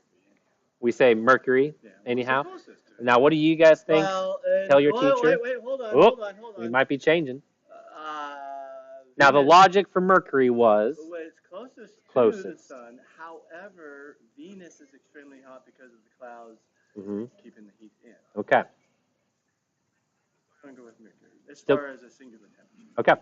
So, what do you guys think in your class? Tell your teacher which of the planets is the hottest. We currently have a guest here. What was your name? Travis. Travis. As far Travis as- Kelsey from Kansas City. Travis Kelsey. Yes, sir. You know my girlfriend. Yeah. As far as the singular hottest temperature, now, Mm-hmm. if it's going to be the hottest average temperature, then I'm going with Venus. Yep. I believe both would be Venus. And it's just because those greenhouse gases just keep that heat trapped and it builds up. See? Yep. Yeah. So you were right there. That was right So there. perfect. Awesome. I'll check your. Yeah. Because even the hottest singular temperature on Mercury isn't when it. The way that I've been told now, perhaps I missed that word average. Yeah, And you'll have to let me that's know. why I asked how you You'll have to let me calculated know. it. There you go. We'll look that up. I think it's still, oh, we can look it up live. I did go over, I'm not sure if my video is working great, but I showed them the gravity model. Yeah, you didn't Well, that's know the you were hottest asking. temperature on the He's planet never Mercury. going to give you a quick answer. Yeah. And then we should do Doug. The answer I found is negative 280 degrees Fahrenheit. Well, Well, that's that doesn't sound very like the hottest. Okay. Okay, and I'll take a. Okay.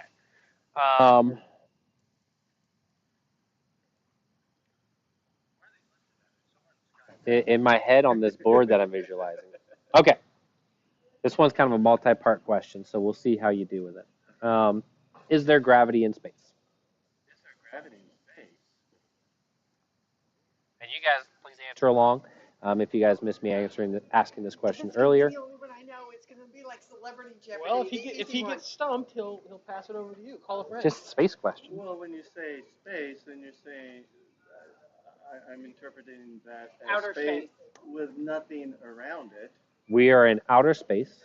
So as we leave, Gravity waves will still pass through.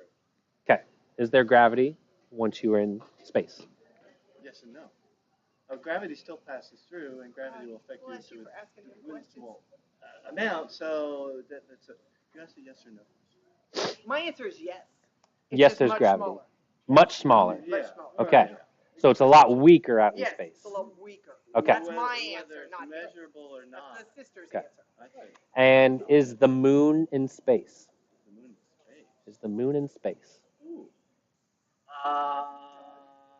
Yeah, they It usually does not consider have the its own Kalman line of atmosphere. 62 miles to be space. So yes. It does not have its own atmosphere. So the moon's in space. We were kind of saying gravity is weak in space. So what's the force holding the moon, a very large object, to the Earth? Still gravity. Still gravity. Gravity is not weak in space. And here's where we think about it differently. Why do we think gravity is weak in space? Because I'm not very smart. Nah, that's not it. Hollywood lied to you. That's Oh, why. okay. Well, then I can go with that. Because we see astronauts floating around in their capsules. We see astronauts floating around. And they're, if this is my Earth, they're just right up here. So it's like, hey, they got into space. They're floating. No gravity, right? But they're actually, here's how I like to picture it. Imagine I set a giant cannon on Earth, and I'm going to launch a cannonball. So I launch it with some force. It goes, but gravity pulls it down. So I add more force. It goes further, gravity pulls it down. But if I launch it with enough speed, boom, it falls, it falls, it falls, it falls, it falls, it falls, it falls. This is orbit. They're not, there is gravity. They're just always falling. So think of a roller coaster. You start to fall. It feels like you're floating in your seat. This is what astronauts are doing. They're just falling in an object that's falling with them. And so it's like if you were falling in an elevator, you'd be like, ah, the elevator's falling with you. But you said So space. they're in space. Right.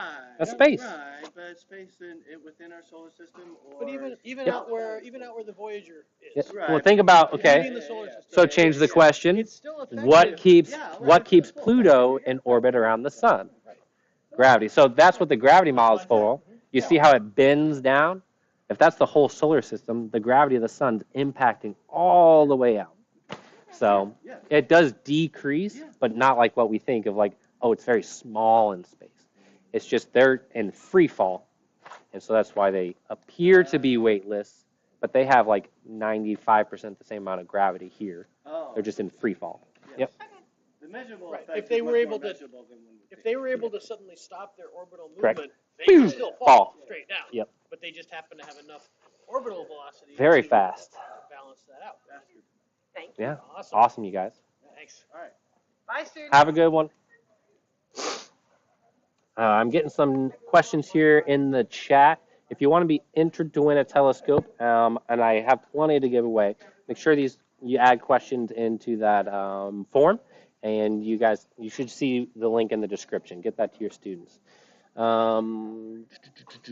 We answered that question. Hi, Southeast. Can you see our question? Yes. Why do galaxies differ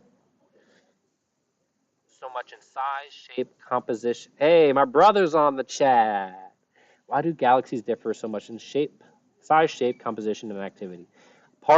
So I'm answering my brother. He lives in Texas. I hope they get some good views of the eclipse today, but it's supposed to be cloudy.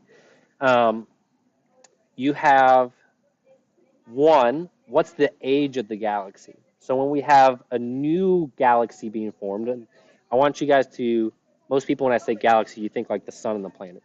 The galaxy is our star with a bunch of other stars orbiting around this massive black hole. So these things are massive, okay?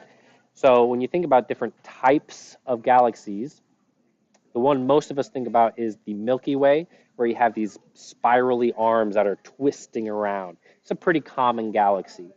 But that's kind of a galaxy that's been around for a long time. If you're a new forming galaxy, you're still just a bunch of gas, and so you might be kind of more of one bright cloud. But as that cloud starts to condense, then you'll start to get more spinning and a spiral. Sometimes galaxies collide, so then you can get all sorts of weird shapes going on. And so that's kind of what happened at the formation of that galaxy to cause it to have its current shape or structure, and what was the composition of the gas and all those other stuff. So that's why there's different types of galaxies. Yep. Hope that satisfied. Yeah. How do scientists study and learn from the solar eclipses? What valuable information can be gained from these rare events? Ooh, great question. This was years back, and I only did it for a little while, but out in Kansas, one of the colleges there, I don't remember if it was Kansas State or which one, but it's out in Manhattan, whatever that college is, out in Manhattan, Kansas. And they like to study what are called solar rays. So basically, all the time, what's happening is these higher energy particles are flying through space and they hit our atmosphere and break apart. And they don't cause any major issues, but you just kind of get this energy of particles coming down onto Earth. And they're tiny little things. There's nothing. It doesn't bother anything. But you can detect these. And what scientists want to learn is, okay, so all these large particles flying from space, high energy, are they coming from way outer space, like other galaxies and stars, and like that's how far they're coming from? Or how much of it is coming from the sun? And so what's useful about a solar eclipse is you can set up your sensors within the path of the solar eclipse. And if you see a dip in the amount of solar rays incoming, then you know you can get a certain percentage of the amount that's coming from our sun versus from outer space. So that's one way scientists would use the solar eclipse. Another more direct way is to study the atmosphere. So as the moon blocks the sun, you actually get this cool view of the atmosphere called the corona, and now they can study those sorts of things. I believe that one scientist used a solar eclipse to prove that gravity could bend light. And so what they did was there's a certain star that was sitting, from their perspective, behind the sun. So like it should have been behind the sun. They shouldn't be able to see it. But then during an eclipse, they could see the star that was technically behind the sun because there's so much gravity in the sun that as the light from that star came past the sun, it got bent and it turned towards them. So they're able to kind of see a little bit behind the sun. And so they used a solar eclipse to be able to see that star and prove that, hey, gravity can bend the light. So there you go.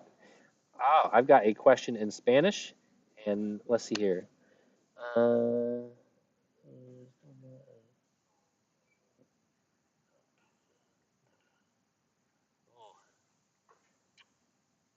I'm trying to learn Spanish, but I don't think mine is that good. Luz is moon, right?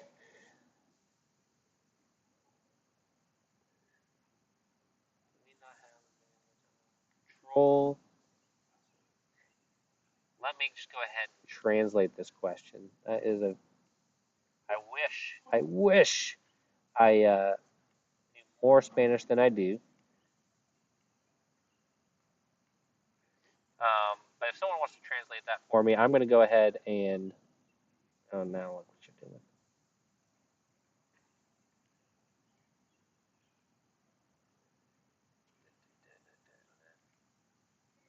I didn't need that.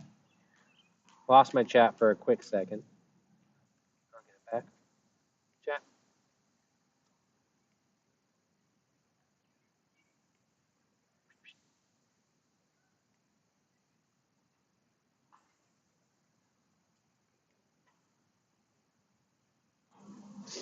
Well, now everything's messing up. Hold up. My chat's messing everything up.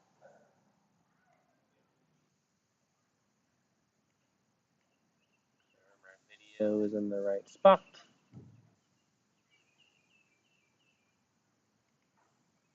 There we go. And just let me view my chat.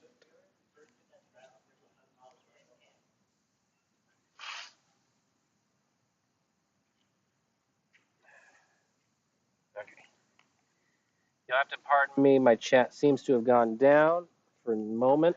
I'll try to work on getting that back up. Something weird going on with it. There we go. I'm going to type in a test chat and see if it pops up, but I'm not seeing any chats right now. I'm going to go ahead and go to our question wheel selector. If you guys are just jumping on, I am asking question or answering questions. If your question gets picked, you get a telescope. Feel free to, it's a gravity model. So you can throw the marbles like they're a planet around the sun or anything like that. Just kind of demonstrate how gravity works. Not too much force, or else you send it out of the solar system. All right.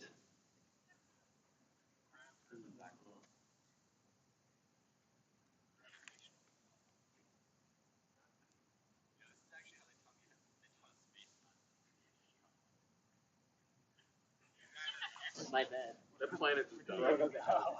All right, selecting a new person for a telescope giveaway. Oh, my chat is back. Guys, ooh, that was scary. All right, it does seem to be running a bit slow, so give it a second. I am back. There we go. There we go. Translate. Don't be scared of the lights. Ooh, lost my translation.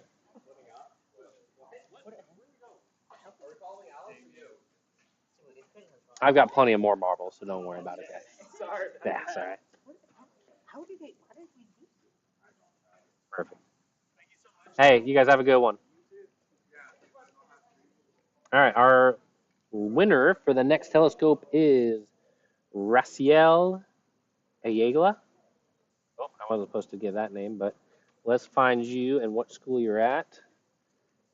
Ras. There you are.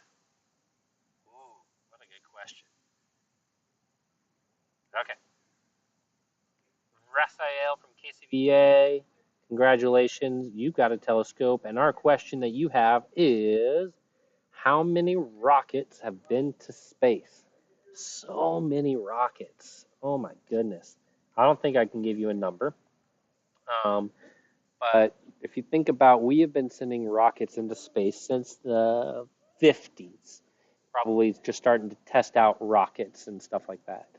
And then in the 60s, we had a big space race. We're trying to compete with Russia, like who can get into space first, and Russia beat us into space. It's like, well, we're going to get to the moon first. And so you're sending all these tests and gathering data. So you got all those rockets going into space. But then as we start to move into the modern era, okay, we've sent astronauts to space. We stopped doing that for a while other than the space station. So you have people constantly going to and from the space station. So there's those rockets. We also have, think about if you have Dish as like your TV. I don't know if people still have Dish. But you notice that the dish on your house gets pointed in one spot. It's like, well, what if there's not a satellite there to pick it up? Well, they've launched satellites up into space that they orbit around Earth, but they orbit at the same speed that Earth rotates at. So if I live here, there'd be a dish satellite, so I can get cable, and it just follows as it orbits, and it stays right above that same spot. So the dish on your house just points right where it needs to, and the satellites out there, we call that a geosynchronous orbit. So you have all those satellites. You can think about Elon Musk. He launches those, what's he call his internet service? He launches those up. So now you're getting SpaceX, all these other private industries that send rockets. You have governments that send up rockets. You have India just went to the moon. China went to the moon. Not people. They sent rovers. So there are just rockets all the time heading up into space. And I think that's pretty cool. My battery's running low. I better plug in my computer, you guys. But something I want to show you guys. That was a great question, and congratulations, you got a telescope. Let me make sure that you get highlighted. There you are. Mr. Bauman, I'm going to have a lot of telescopes for your students. You're getting lucky. It is past 12, so I'm just going to kind of keep going with these telescopes. I want as many people. I will update my list here in just a minute. So if you did not get in a question for me to answer, go ahead and add that in. And now we got Isaiah. Let me find out what school is Isaiah's at. There might be multiple Isaiahs, but I think it's a unique Isaiah spelled with a Z, I-Z-A-I. Perfect. From KCVA. Bauman, you got your kids to ask questions. Oh, great question and very relevant. Can you really go blind when you look at the eclipse? It's not the eclipse that's happening that'll blind you. It's just the sun. So any day, no matter when, if you look at the sun, it's going to hurt. And if you keep looking at the sun, it's going to damage your eyes. And if you keep looking at the sun, you'll go blind.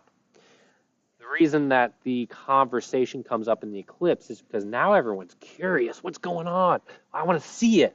And so we got to remind people, hey, there's something to see. Just don't look with your bare eyes. Where you guys are at in Kansas City, the eclipse won't be a full eclipse. So part of the sun's always going to be showing, and that can still damage you, which is why you need the glasses to view it. So yes, It's not the eclipse causing it to damage your eyes. It's just the sun. Where I'm at, so I traveled down, for those that are just hopping on, I am in Arkansas. Beautiful day for it here. I just want to, okay. I'll get a full eclipse, which means the entire sun. So you see my little sun back there? I'm going to see the moon cover up the sun completely. So during that small window of time, which is about 3 minutes for me here, where the sun is completely blocked, I will be able to take off my solar glasses. Just me, not you guys. It's just for the total eclipse zone. I will be able to take it off to view it just as it is. But I want to be safe because I don't want to be looking at it and it's so cool, and then the sun pokes back out and it hurts. So I have an app on my phone that I'll start, and it'll narrate. He'll say, hey, you have X amount of time before you can take your glasses off, and then, hey, you have X amount of time, put your glasses back on. And so that makes sure that I am staying safe as I view that eclipse. Sorry,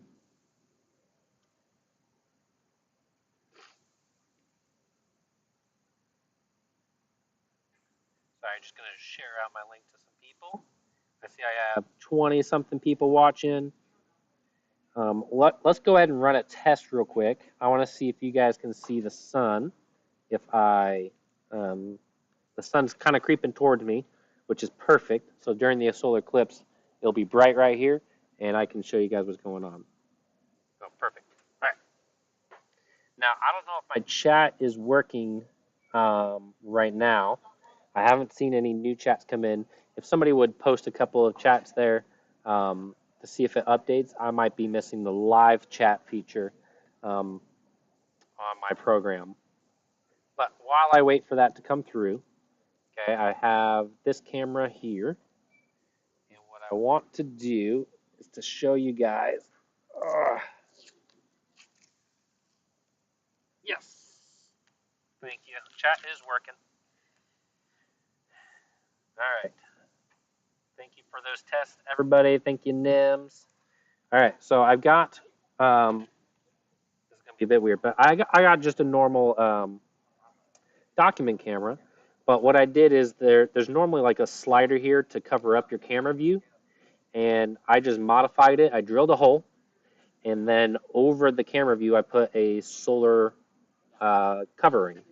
So I'm going to step out into the sun and point this camera, which you can see is just normal camera. I'm going to have the solar filter cover it, and we'll see what the sun looks like. I also have, this will be a bit trickier, but I have my iPad. It's got a solar filter on it as well. And the only way I'll be able to do that is if I pop up on like Zoom or Teams and then share my screen. But that'll be a bit trickier. I just wanted to have multiple ways of showing you guys the eclipse. So let's see. I don't have to go far to get in the sun. So you see right now, my webcam, which is in the corner, it's dark because I've got the solar thing cover on it. But if I point at the sun, you should see the sun. Oh, there it is. And so I'll be able to show you guys the sun. It's a bit kind of fuzzy. That could be the clouds, could be the camera. But hopefully, as the moon starts to cover it, we'll start to be able to see it. So there was a video of the sun. I've got that camera to do it with. Now, if I want to get tricky, and this will let me be a bit more mobile, is I also have it on my iPad. And if I can, let me go ahead and go back here, because I want to have a couple view options for you guys. And we're getting close to where, actually, I'll launch my app. Here at about 12:30, the moon is going to start its transit, is what they call it, start its transit across the sun. Now, at first, it's just a little part of the moon covering the sun, right? We're looking at bloop, bloop, bloop, just a small part of the moon covering.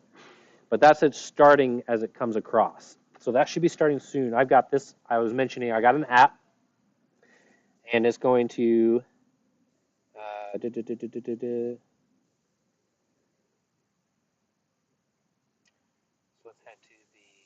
timer. Okay.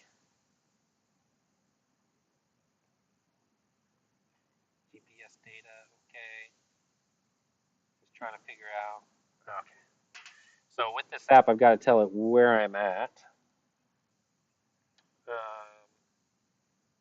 Settings, path of totality, photographer mode, home.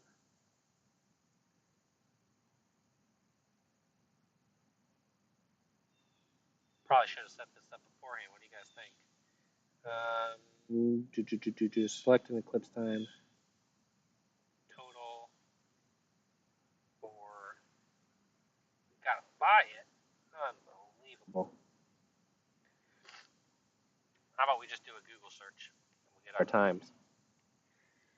So here we go. We've got Conway, Arkansas, total eclipse 2024. Let me see if I can't set you guys up to view my screen.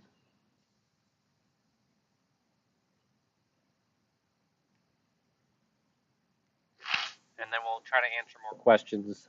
I have so many telescopes to give away. I'll just start doing Here we go. Nope, not this one.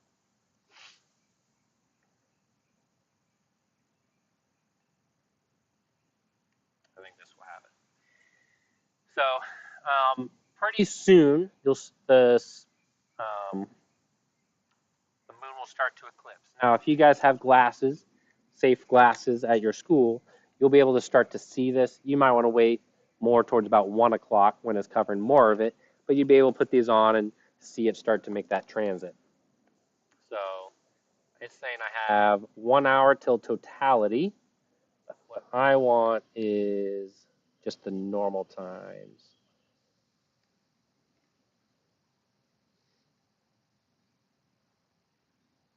Try this one. And then where I'm at, I should have 2 to 3 minutes of totality, which is going to be very fun.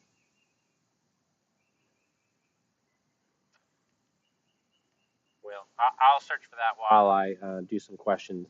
We're trying to find a different app. I know there was a free app that would let me view that time. So we'll look at that later. Let's go ahead and get another person. I'm going to go ahead and update my list of students. So if you have just recently added your name and question onto my form, I'm going to start selecting those. Do make sure that you actually ask a question. If you don't ask a question, I don't use yours. You have to ask a question to be entered to win. And so I delete those that just say none or aren't really a question. So if you want a telescope, put in a good question. It could be anything space related. Black holes, I don't think I've talked about today. Aliens, solar eclipse, space travel, we've done a few of those. Anything related to that. And I'm going to spin the wheel and let's give away some telescopes while I figure out a couple of viewing options for us when the eclipse comes. So our next winner is one already. Let me do a quick look, but maybe not. Nope. Okay. From Faxin, we have Miss Rash, which I think is 2nd grade, I want to say. Just going off memory, congratulations. And this is a very simple question to answer so that we can move on right to the next one. What time is the most of the sun eclipsed today? It's about 1:30. There are apps and websites that can tell you based off your specific location.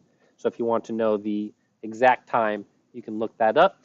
But I'll be in a similar time zone. Mine might be a little bit before, but about 1:30. Let's just jump right into another question. Ready, set, select. And our next winner of a telescope is, and Adamas, congrats to winning that telescope. We got Samuel. Samuel from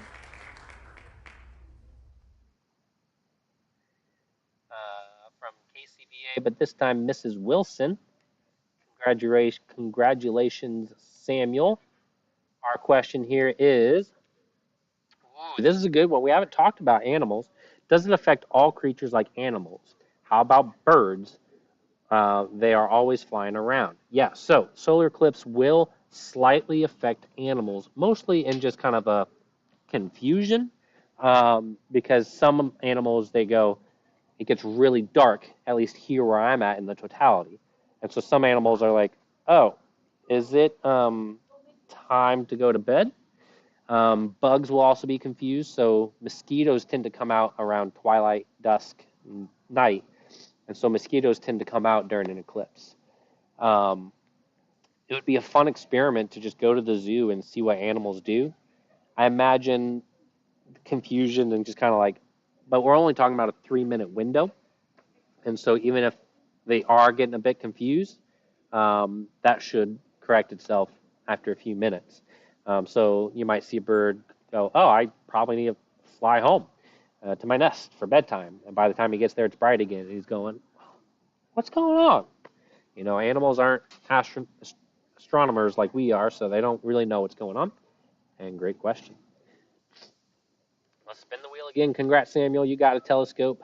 I got plenty to give away. I want to give away more. If you are just hopping on the stream and you want some, make sure you put your question into that link that I put in the description of this video.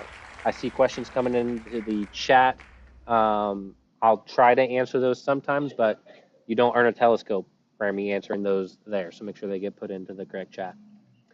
How do we predict a solar eclipse? We have really, really good models that show the path of the moon, sun, and earth.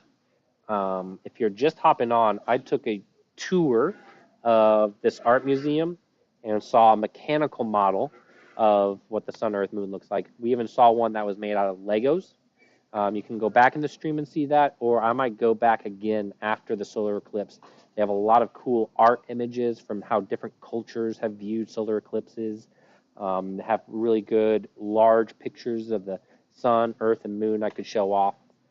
Your local Chiefs fan. Ooh, we got some good questions there in the chat. I got a local Chiefs fan. Hey, thanks for being on here. I don't know if you're part of KCPS or not, but how does the expansion of the universe make outer space a vacuum? It's not necessarily the expansion of the universe that's making space a vacuum. It's just that gravity pulls objects together. So anything with mass wants to go to where there's a gravitational pull. And so in our solar system, when it's forming, it might have been a bunch of cloud and gas and material, but then gravity pulled most of that in to make a star. And then locally, it formed more rocky planets on the inside and then more gassy planets outer in the outside. But there's still some rocky bits out there, like, you know, Pluto and the ice belt and that sort of stuff. So gravity over long periods of time just pulls all this material together. And so as you have gravity pulling things in, that's what creates the vacuum of space. The expansion of the universe happens actually at more of a large scale, to where, like, you won't notice it within our solar system, but the expansion of the universe happens across galaxies. And so each little bit of the universe is expanding just a little bit, but when you add all of that together, it kind of culminates to a large expansion. How are you guys doing? Doing well. Yeah. You guys want to answer a question? I'm trying to stump you. Sure. We're live with Kansas City. Oh, I'm with cool. the district there. If you want to grab a seat, I'll ask you a question. And then if you want to interact with, that's my gravity model. So like how gravity works. You can throw marbles around, and that's just kind of like a visual way to see how all that stuff works. Okay, so, I've got my solar filter on. And what's your name? My name is Sam. Sam, where are you from? I'm from Texas. Texas. I got Yeah. family down in Texas. Around DFW. DFW. Okay, I've got a brother. I think he's watching me from College Station. Cool. And his sister's just outside. She's in Fort Worth. Ah, cool. That's So- really close to where I'm at. Yeah.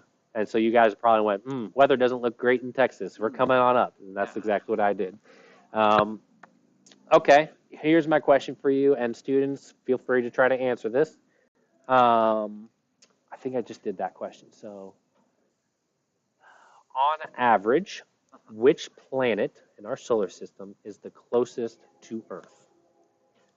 on average, which planet in our solar system is closest to Earth?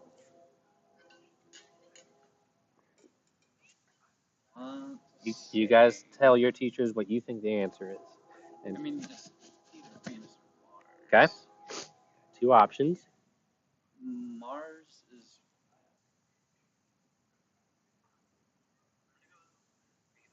Okay, his guess is Venus. How many of you guys agreed? Let me know in the chat.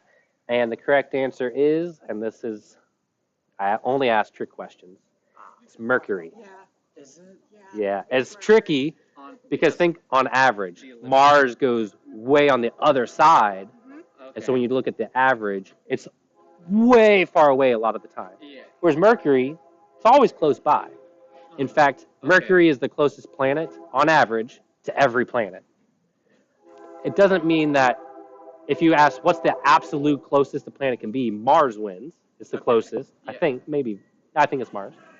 But when we say on average, so you go over the span of time, all the other planets end up far away a lot of the time. And Mercury, because it's just got this small orbit, doesn't fluctuate very much. Tidally locked with the sun, it always faces They the used sun. to think so, and I thought so for a long time. It's a really weird orbit. It does do a full spin, so it has day-night cycles. It's just when we first viewed it, it just so happened that we caught it at the same times that we thought it was for a long time. What's actually really cool, and you can look this up, is what the sun looks like on Mercury.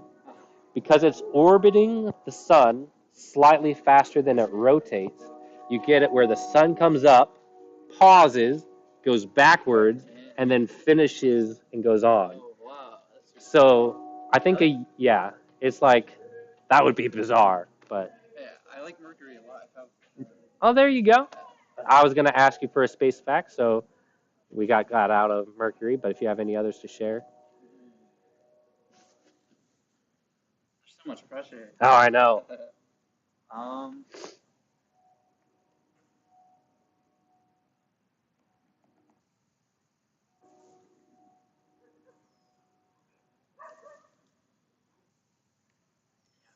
Really hard. Okay. Sorry. Don't worry. We talked about Mercury, so that's pretty cool. Thank you again. What was your name? Sam from Texas. And thank you guys for stopping by. For sure. Kansas City says hi. Hello, Kansas City. Yeah. I hope you guys enjoy your Eclipse. You guys heading over to the stadium? Stadium? Oh, okay. They got music playing over here in this courtyard, which is why I moved over here. And then there's a bridge, if you keep walking that way, over to stadium. They've got telescopes, the whole event going on. So if you want to go to like the event, like I'm pretty cool, but I was like, that'd be cool. They just didn't have Wi-Fi for me. So, Awesome. yeah. Thank you for letting us know. Yeah, absolutely. Yep. Awesome. Perfect. Thank you so much. Okay. Using the old solar glasses, solar eclipse glasses don't really go bad, but what you want to make sure is that your solar eclipse has a verification from ISO. Oh, hold on. Sorry, guys. Yeah, I'm setting up a different screen. You got to make sure that they're verified. So if you have old glasses and they aren't officially certified glasses, you don't want to use those. Now, I think we've hit the part where the moon is starting its transit, but it is just slightly barely, so I don't know. My cameras aren't going to pick that up. But we've started the transit of the moon over the sun. So over the next hour, it's going to become more and more covering the sun, and we'll go take some peeks and look at it.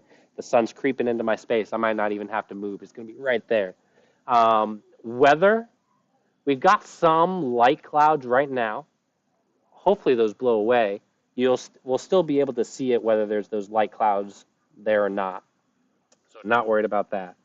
What I'm trying to do right now, before I go back to answering questions, is just set up my iPad on Zoom, and I might be able to stream that on.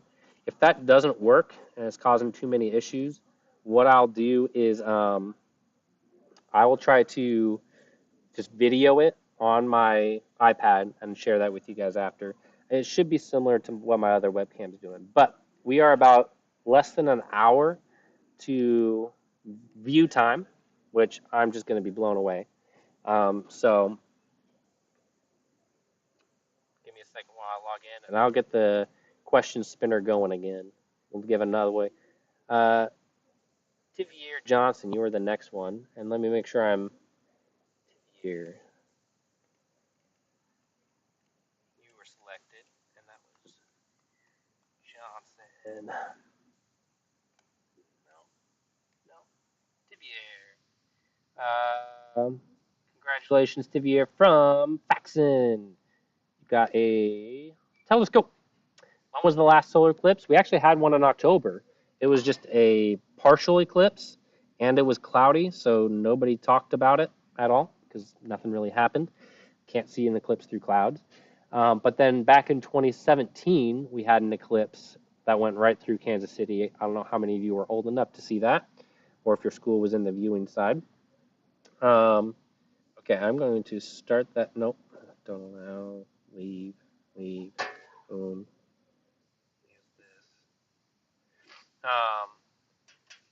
So they happen every once in a while. We won't have one here locally, not until 2045. That doesn't mean other eclipses aren't happening.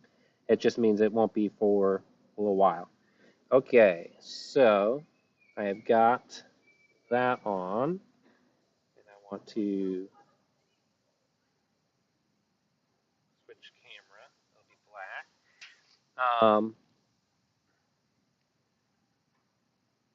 What I'm trying to do is set up my Zoom.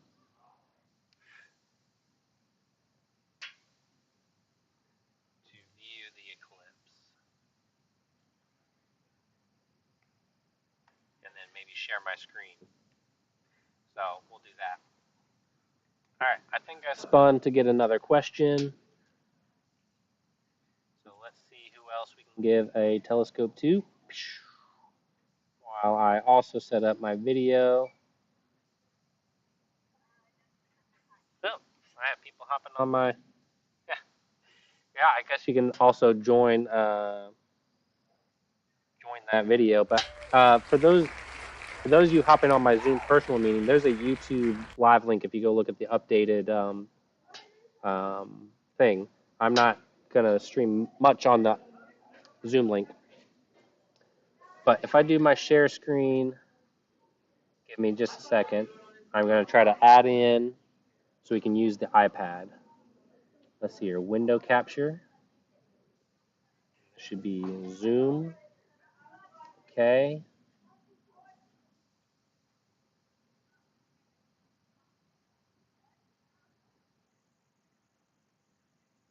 I don't want to show that. Can I just do screen? Hold on. Not a window capture. Display capture. That's what I want. Okay.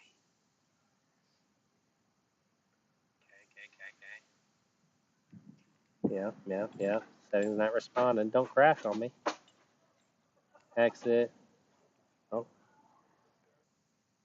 Give me a second, guys. Discard.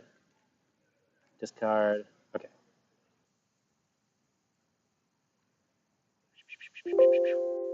Don't all crash on me. Okay. Deleting. Yes.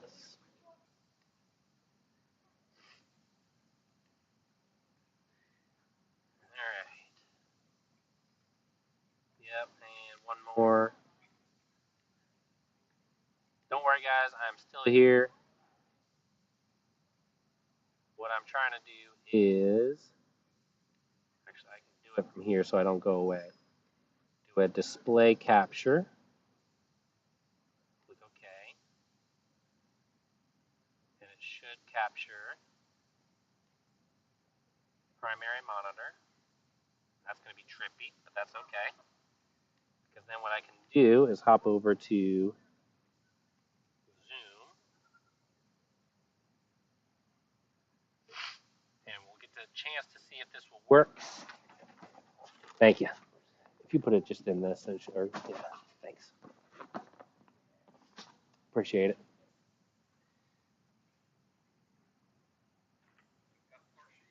I know. Can you notice it? Oh yeah. Oh yeah. All right. I don't know if I'll be able to pick it up on camera just yet, but all right. So we can start to see the moon going over the sun. So we call that, it's starting its transit. So it's partially covering it. What I'm trying to do with you guys right now is just get my Zoom app to open, and then I can stream over what my iPad's seeing. But let's take a look if my other camera can see anything. It's a bit glary. I doubt we will. And then I'm going to keep trying to get my, but let me do.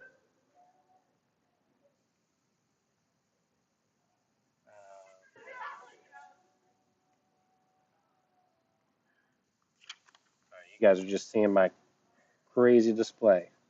Plop these guys. Boom, boom. Okay. And now let's do demo cam in the corner. All right. So you can see the sun. I don't think you can see the eclipse happening just yet. Too glary, I would say. When I'm using my solar glasses, I can see just the tip of the moon coming across the bottom corner. Really cool. My computer's doing this fun thing where it doesn't want to launch Zoom. Typical. Let me try this.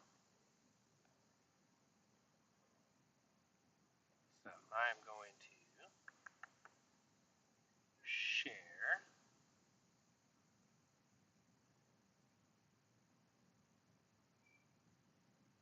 I do have some participants on my Zoom.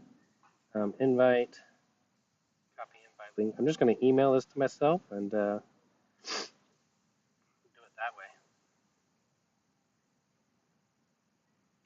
And then what I'm going to try to do for you guys, just so you have two view options, is have it set up so my iPad can see it and the view camera, and we'll bounce around between the few. That way, during the eclipse, I have multiple view channels for you guys to see. I'll give this just a second longer to get it all set up, but I'll go back to answering some questions, giving away some telescopes in just a second. Really excited because we are 45 minutes away from totality.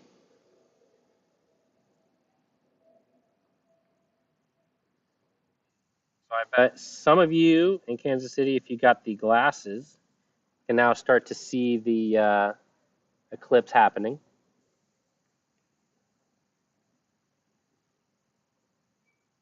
Okay. Now I'm going to be scooching back just so my computer doesn't go into the sun. Makes it very hard to see my screen when that happens. But Wi-Fi is better. All right.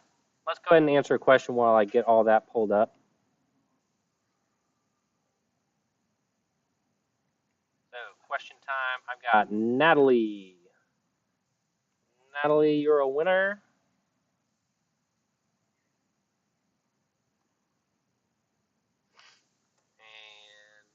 And great question. I saw this one earlier. I was hoping to answer it. So, Natalie from FLA. Hope you're still on. But her question is, does the moon really have that much power over Earth's ocean tides? Such a great question. Yeah, it is quite an impact over the Earth's tides. Oh, man, now you're coming. What it's doing is, I got my model. So you got your Earth and moon, and we're going to get this view. So these guys are, there you go. Earth and moon, they orbit around each other, mainly the moon going around. Well, that means that the moon has a slight gravitational pull on the Earth. And so what that does is it kind of pulls a little bit on the Earth.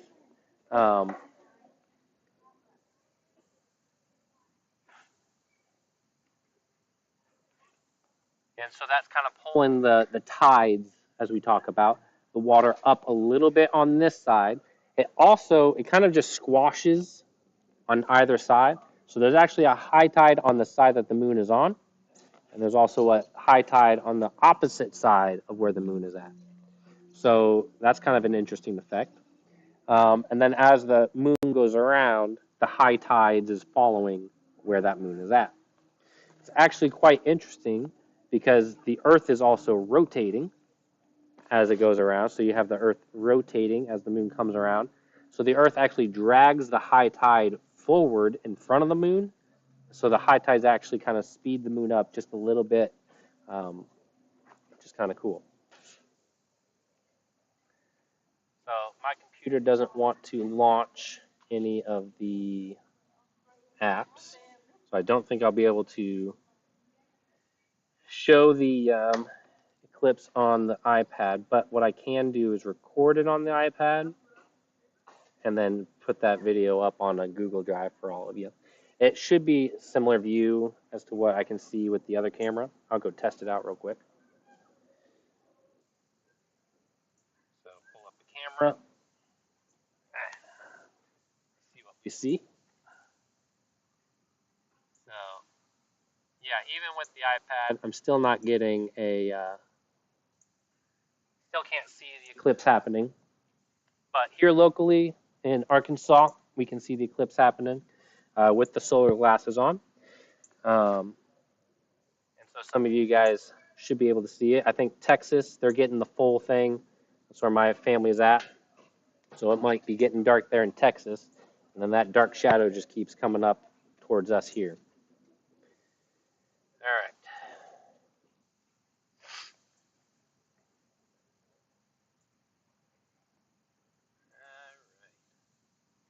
Everything working just fine. It seems glitchy on my end. I don't know how the live stream is coming through. You guys let me know if I'm glitchy or not there in the chat.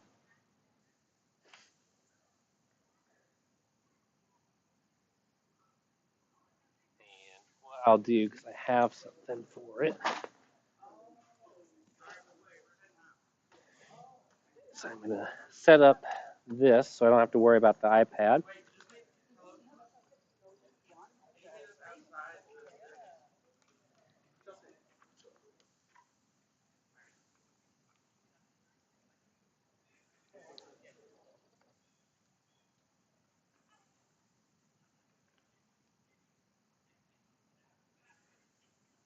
Give me a few seconds, guys. We'll go back to answering some questions, giving away some telescopes. I'm just going to set up a couple of video cameras.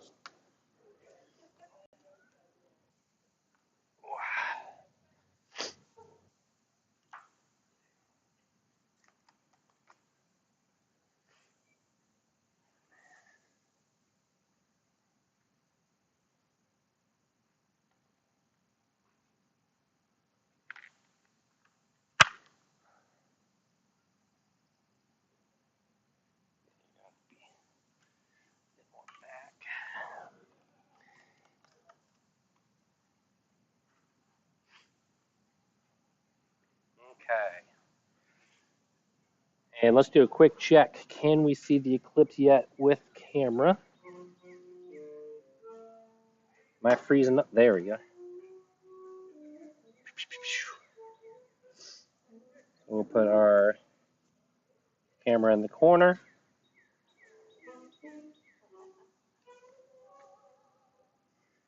Can we see the moon yet? I don't think you guys will. But once it starts covering up more, I bet that we'll get a good glimpse of it. So there's that. And then I've got my iPad ready as well. Problem with the iPad is I can't just connect it automatically for you guys. So let me check the progress with my glasses. Yeah, so from my perspective, looks like someone's taking a bite out of the bottom right of the moon. So the moon is coming up.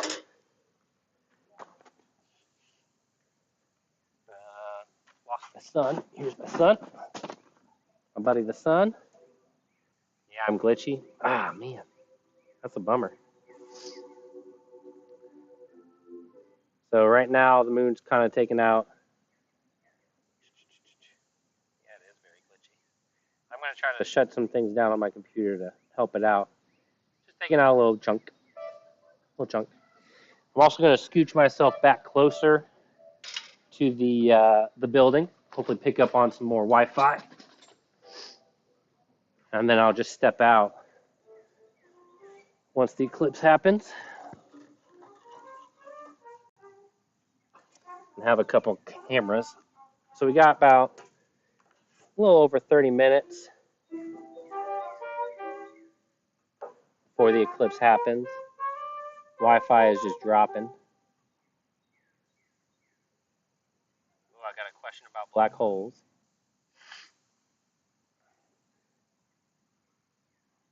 I hope my Wi-Fi bounces back. Oh, now things want to open up.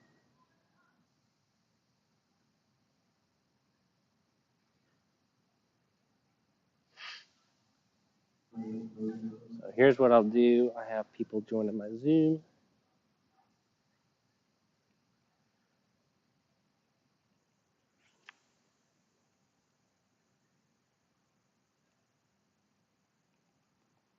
And I know we stopped answering questions, just trying to get some videos, make sure we're all set for when the eclipse happens.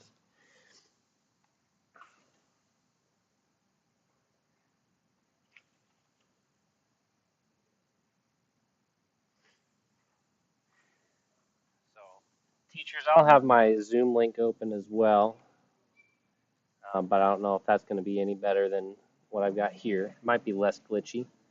So I'm going to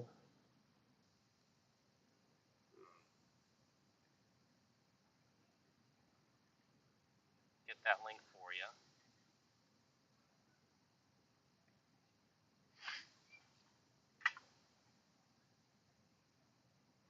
And I won't be monitoring the chat. So let's do another solar telescope giveaway. Make sure I highlighted their name. Natalie, yep. Okay. And let's do another one. Then I think I'm going to switch over to getting myself focused on capturing it.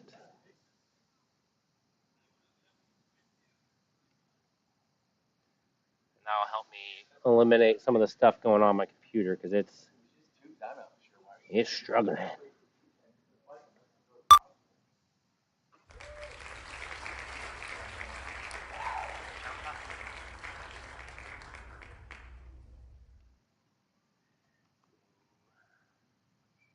All right, so from Faxon, we got Chapa.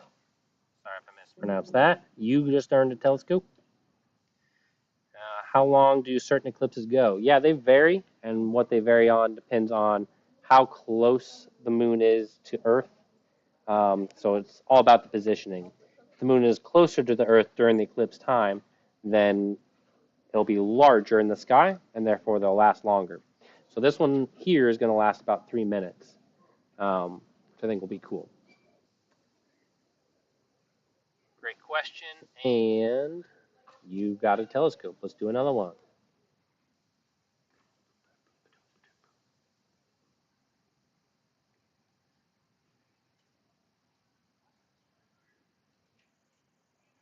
Here we got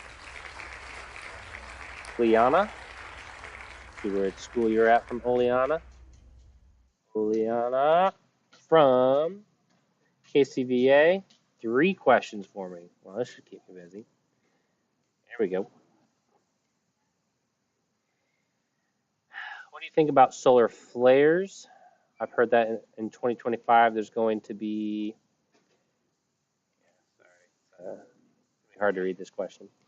So there's going to be. There's going to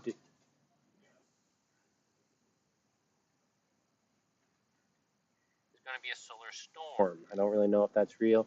So I'm sorry I won't be able to get to all your questions because it's not letting me scroll to see the rest of your question. I might be able to fix that if I do something real quick, Oleana. You seem to have great questions. I'm going to do this and then text wrap to view it.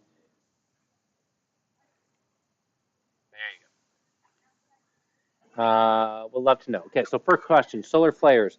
One thing, don't follow the news on solar flares.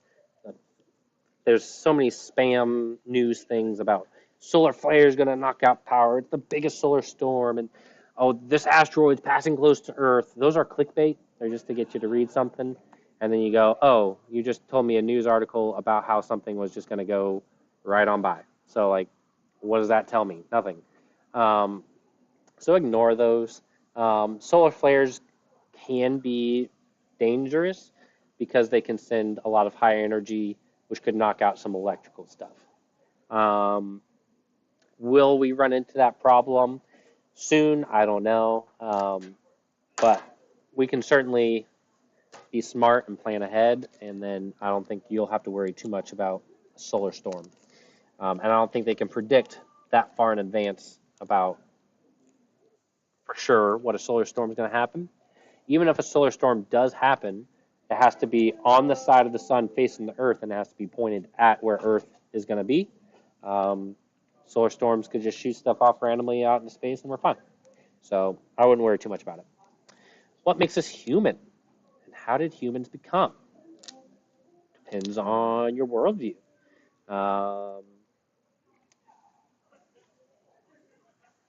Great question. Science would point towards an evolution. Now, most people think, oh, humans came from monkeys. Well, that's not accurate. In the evolutionary sense, you would say that there was a common ancestor for all apes. Some branched off into the monkeys, some branched off into the gorillas, and some branched off to the humanoid species. And that would be how you'd explain it with science. You have religious backgrounds, which would say God created humans. So lots of different views, or it's kind of a mixture of them.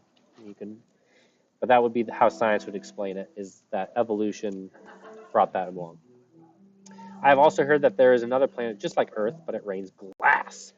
If there was some kind of life on that planet, what would they think of rain? Oh, yeah. So if the planet is raining glass, probably not supporting life. You have to have crazy conditions in order to have those sorts of things happening.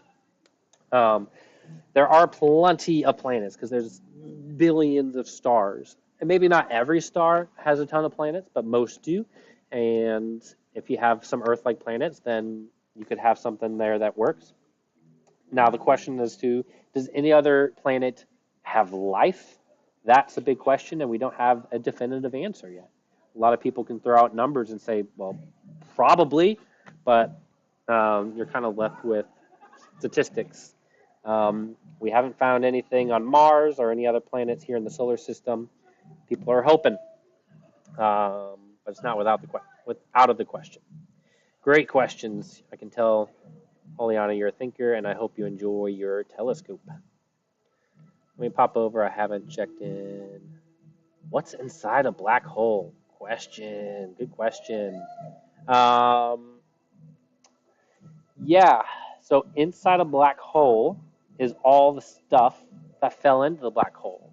But it's not all probably in the same way that it fell in. So like the rock fell in, it's probably not still a rock. It's all going to be crushed and collapsed and squished together into craziness. So, yeah, nothing can get out of a black hole, so we can't send in a probe to figure it out.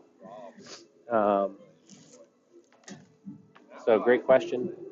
Black holes are Yeah, right in the SLTC. So straight connected. on the right side. All right. Streaming back on. Hopefully you guys can hear me now. Even that seems low. I bet the servers are just... I bet everybody's on. Yeah.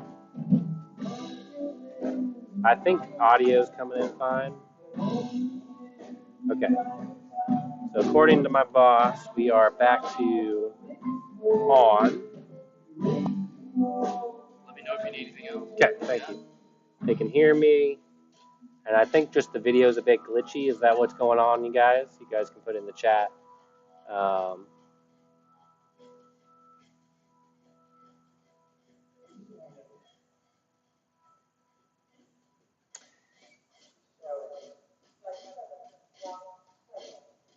Yeah, so the chat wasn't able to... Perfect, on video.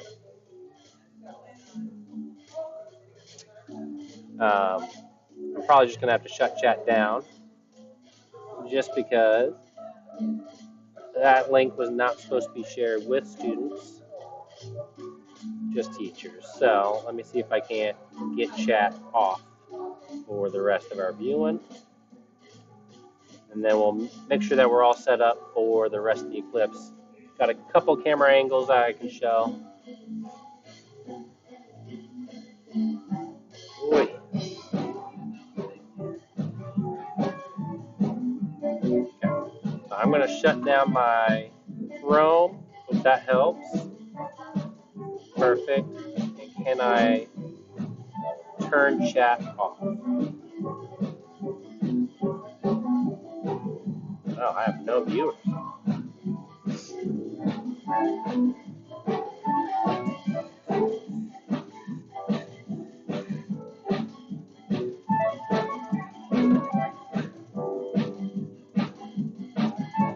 Alright. I think I kicked off a lot of people, but I'm going to try to... I'm not going to worry about that.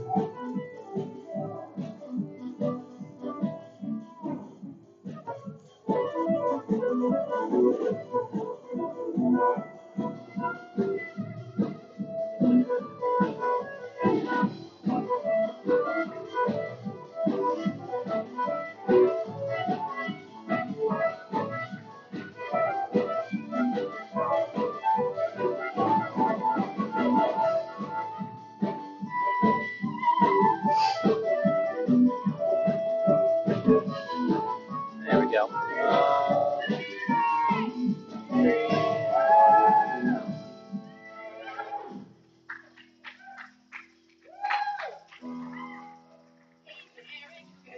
I won't be able to monitor chat very well.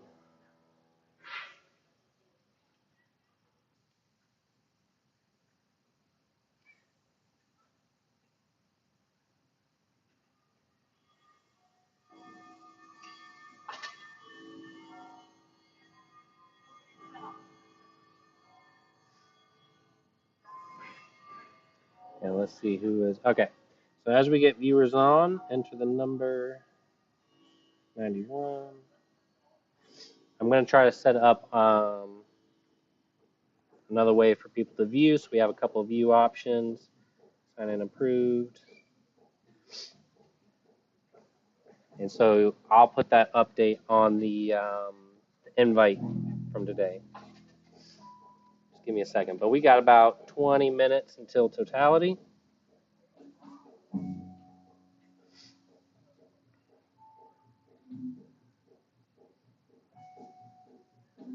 And I'm just setting it up on my iPad here. So give me a second. Description.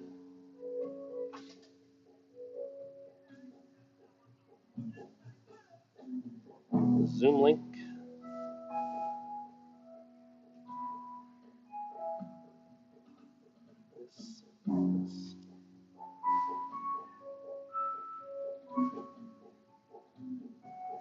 Paste.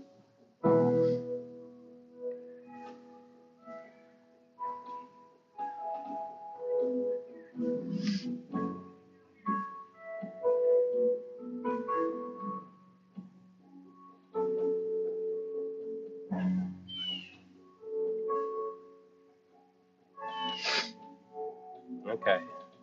I think I've added a Zoom link onto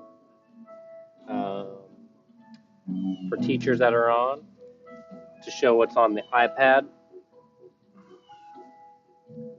And let's see if we can't see.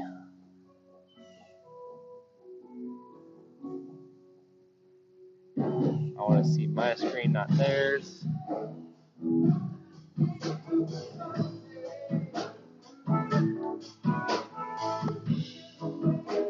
I just want to see my screen, just my screen. I want to see other people's screen.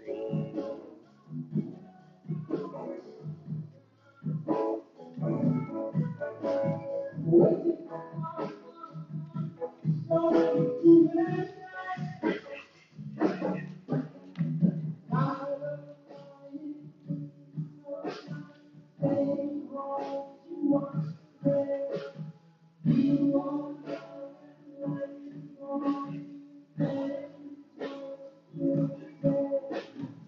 let me try.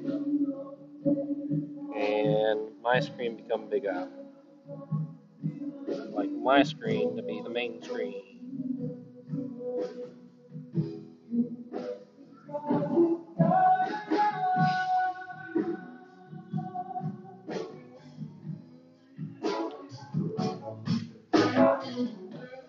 Alright.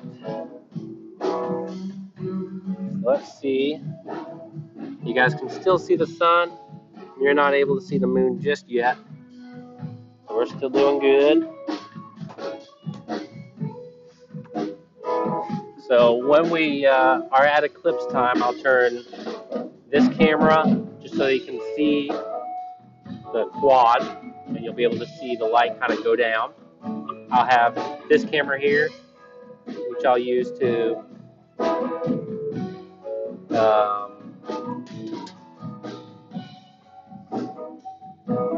view the solar eclipse as well. I have some people hopping on that personal meeting as well. So either way, just make sure that you're muted on the iPad. I'm going to mute myself.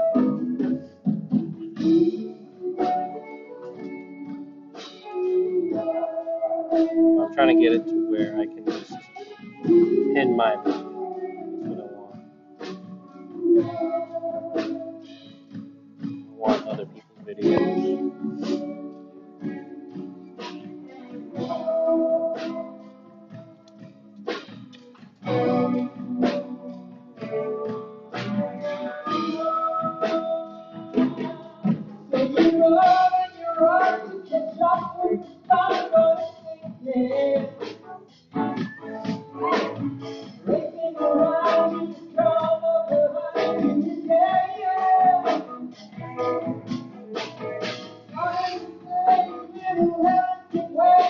And hello to everybody on. I don't know if you guys can hear the music in the background. We're jamming. Right now, my cameras can't pick up on the transit of the moon, but I'd say the moon's reached about halfway across, which is pretty cool. Now, if you guys are in Kansas City and viewing the eclipse, you guys probably have glasses that look like these.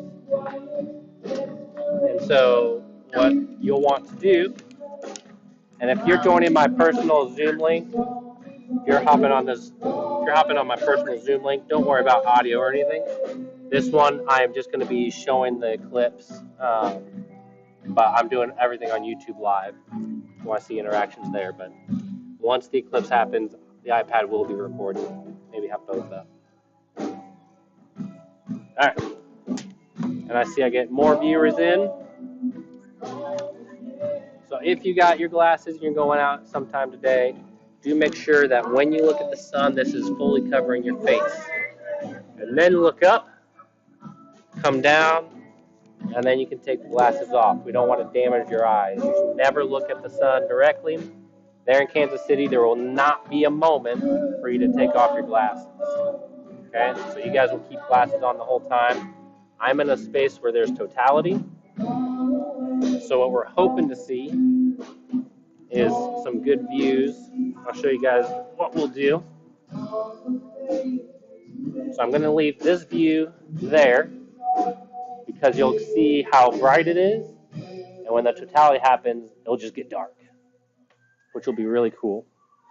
And then I don't have to step very far, but you guys can see the sun there, and I'll try to keep the glare away. Right now, it's a bit too bright. You won't be able to see the moon at the moment, but maybe when it's further closed, you will. But then once the actual eclipse happens, I can switch this camera so that way you can see what I see. So, and then if you guys are on the iPad, which is my personal meeting room, so I'm talking with you guys right now, but this has a solar filter on it right now. So as you guys can see, but right now, you just can't see the full moon yet, but I'll have this one going for you guys. I'm just talking on YouTube, so I'm going to have a few things going on. What I'm trying to do is get my view.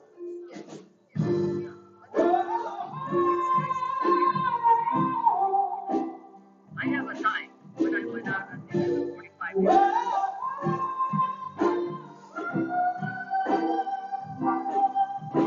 Want a spotlight? So, did I do it? Okay.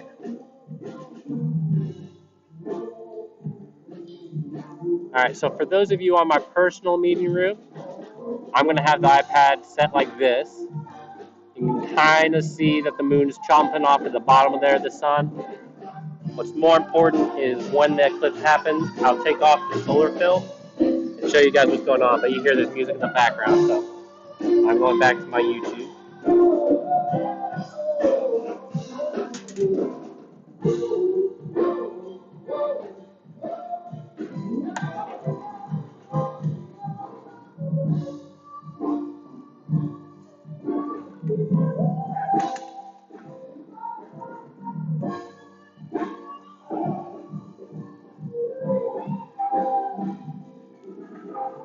Okay.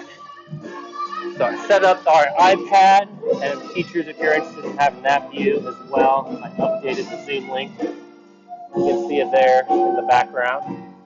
I'm going to have this camera just to get my reaction out here. I'm going to be posted up where you guys can see me. Yeah, I'm reacting. So iPad is here. My computer's going to view from there. I might pull it out a bit further. Or leave it there, but I'm going to set this guy right there so the glare's not in the way. Currently, so I've got a nice pair of solar glasses that I'm using. Currently, our sun is being eclipsed by the moon. I would say the tip of the moon is at the halfway point. Sorry. So this camera that you guys see here on YouTube, up in the corner, you can't see the moon just yet. The sun has a lot of glare, and so that's why you can't quite see the moon chomping at. I hope that as the moon covers more and more, you'll start to see that eclipse it. I'm not going to be worrying about chat or anything right now, guys, because we are at 10-ish minutes until the eclipse. So, got a few views there. And during the actual eclipse, I'll try to go full screen of the eclipse. I just want the start of it for you guys to see how the area out here, and this is where I'll try to be. Okay, so you guys can see me full reaction. This is better than an unboxing video. So I've got my safety glasses, which means I can see what's going on. I've got my Zoom iPad going on. And for those of you on the iPad, I'm going to unmute now so that you guys can hear me. More importantly, I want to record this. So now I'm recording that. So if you don't have access to the iPad view, I'm recording it and I'll upload it after. Let me just make sure you guys are viewing it. Okay.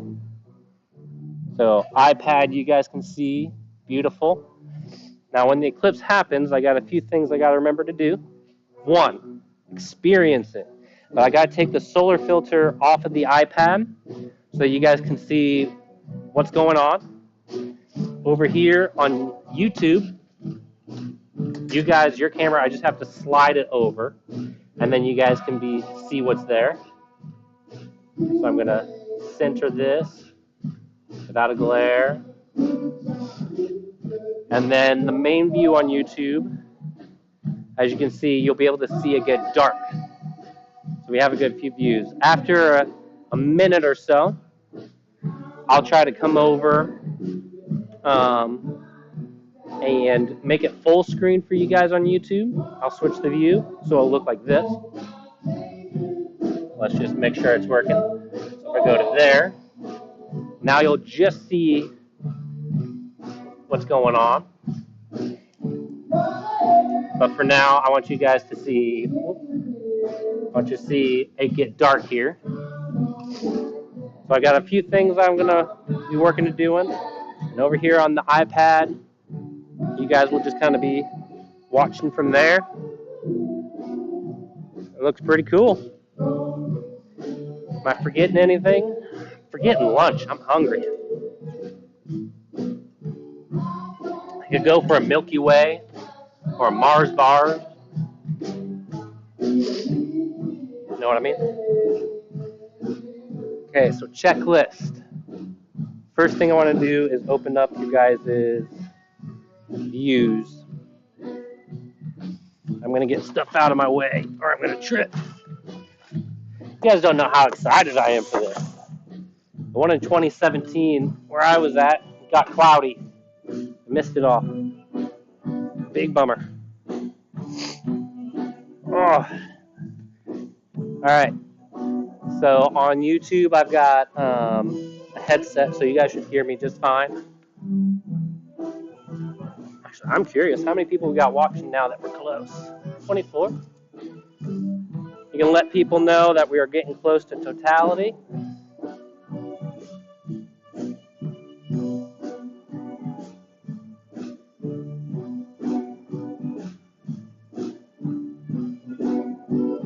And for those on YouTube, if you'll just get rid of the Zoom chat or the YouTube chat, I cannot monitor that right now.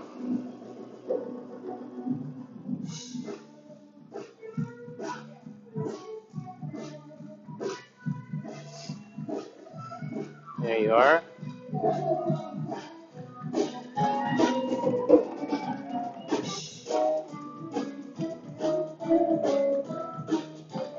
Okay, we got good streaming, which is nice. So our Wi-Fi picked up. One thing, teachers, I haven't been able to do is to figure out how to turn off chat.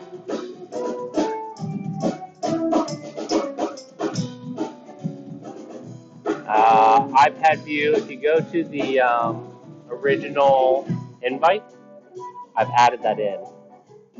I'm also recording on there.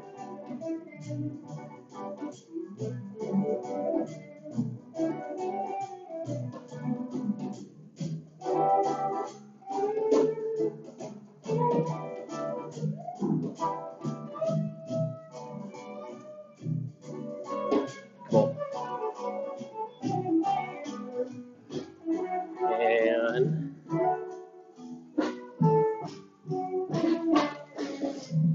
on the iPad, what are you guys seeing?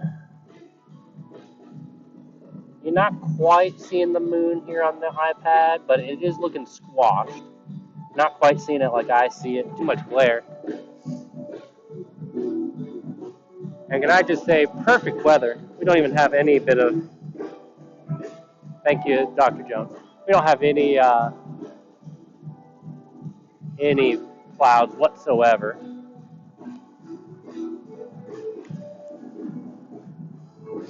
So I think that is all the views and angles I can get you guys.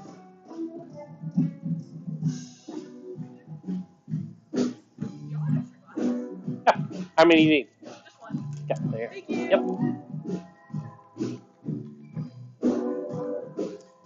And teachers, feel free to share this out to other teachers that it's happening soon.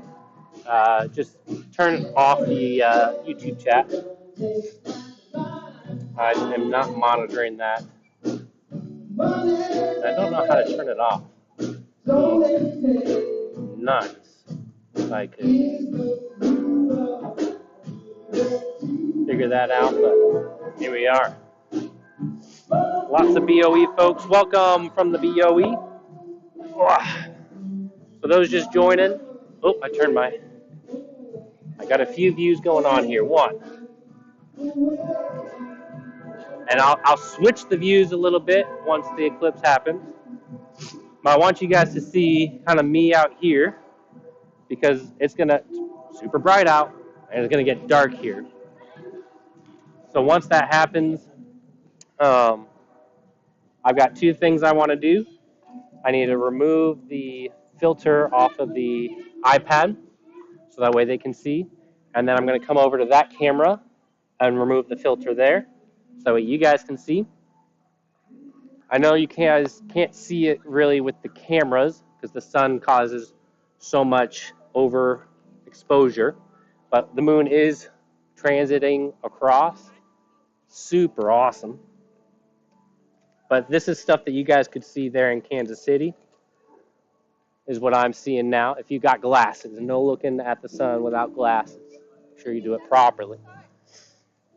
So I would describe it when you're looking through the glass. It's like looking at a crescent moon. Is what it's like. Hey guys, you excited? Yeah? Yeah, they are nice glasses, aren't they? Yeah. So I think we got, the local time that it happens? 1:51. Okay, we got a while yet. Well, while I sit and just relax, blocking you guys. And BOE staff, as you share that out to other teachers and teams, just tell them close the chat. Now, there were some complaints, but the link wasn't supposed to go out to students, and I don't have controls readily available to. So I'll start it off with this view, but then I'll give you guys the full screen view once you've seen how it gets dark here. So we'll switch you that way. But for now, we'll start there. And I'm going to remember to come over quickly. And I'll probably be recording on my phone too. A couple cool things that we're going to look for. And we'll see if it shows up on any of our recordings or anything like that. But when the eclipse starts to happen, just before, as the moon gets close to covering up the fullness of the sun, you start to get what's called light beads. And that's happening because there are craters and mountains on the edge of the moon. And so light is getting let in through part of the moon, but not all of it. And then eventually there'll just be one spot left that light is coming in from. And that'll make it look like a really cool diamond ring. That's a brief moment. And then it will finally go past and cover it fully. That's when it goes dark. Temperatures start to drop. Bugs act a bit funny, but I bet humans act funny too. And that's where we see the glow going on around. And that's the corona, or the atmosphere of the sun. And because we have such a nice day here, like I don't see any clouds. It should be dark enough that I've been told that there are stars that you can see. So I am crazy excited. I picked a great location. I don't know if you guys have looked at weather maps, but all across the United States, it was cloudy. I picked this spot as a hotel reservation, and just so lucky.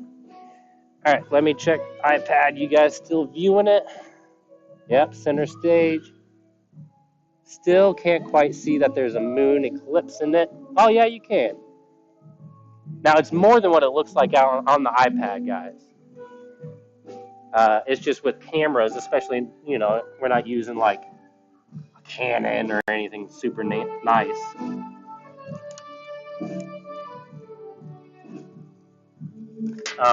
You're just not going to be able to see that sort of view with the cameras.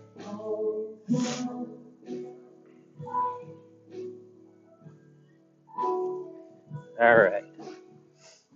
And we got 29 people or classes viewing. So crazy excited. Let me see if I can answer any questions from you guys. Yeah, I picked a great spot where I get a nice band going on in the background. Will you turn the camera to the sky? Yes. You guys have this camera view, and then I'll make that full screen as well. And even on YouTube, you can start to see the sun be a bit squashed. I'm hoping what these cameras do, while it's too bright for them to pick up what's going on here, my guess is when it goes dark, you should be able to see the corona just fine. So it's not as bright.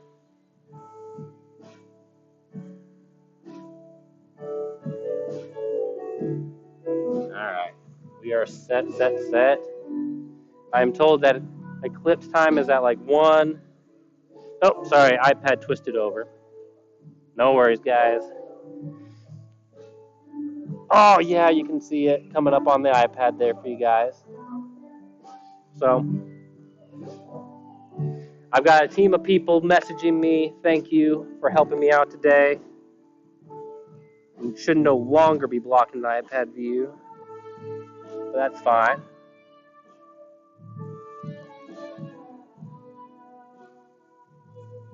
So I don't know which view is going to be the best for you guys, either the iPad or YouTube. You can try to have both. The iPad is connected to Zoom. So teachers or BOE staff, if you find that original Zoom Outlook calendar invite, I've added my Zoom link onto there. You should be able to hop on that, view it from the iPad. I'm recording from there as well, so yeah, I think iPad is a little bit clearer. Now, I don't know what it's going to look like, though, when the totality hits. Which one is going to pick up the actual corona and all that stuff better. So that's why I like having the dual connection there. Also on the iPad, with how it's positioned, I can't monitor muting and unmuting people, but only teachers should have access to that. Just make sure on the iPad you're muted or turn off the volume. Here on YouTube, just because I don't want to mess up the setup, I'm not messing around with chat or anything at the moment. If you're interested, though, immediately afterwards, after I've gathered my breath and my thoughts, I will take whoever is still around through a tour. There's an art museum I went through earlier, and they have some really, really cool stuff in there. Pictures, art history, zoomed up models of the Earth, Moon, and Sun. So if people are interested on YouTube, I'll go in afterwards if I still got viewers. I can tell it's getting not as bright here. Like just the difference in light level is starting to drop. It's cooler. And now we're at like a DreamWorks logo level of the moon, of the sun. So like if you think about DreamWorks, how you got that little guy sitting on the moon.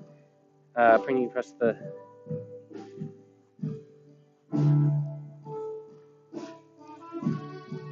Can you press the cover on the dot cam a little?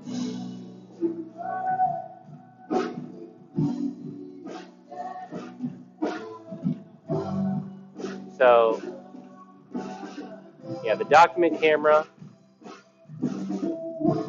that's as good as a view as it's going to get.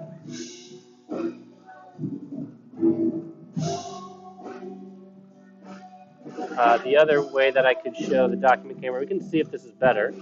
I'm going to slide it off to the side. So this is just if I use a solar eclipse glass. I'm not sure that's any better, just a bit more orange. Which do you guys prefer, the orange view or the white view? That's the question. I'm just going to make sure that everything's in frame. This one's going to have a little glare on it. How's the iPad doing? iPad is hard for me to check. Oh, there it is. The other way was better? All right. So here's what I'll do.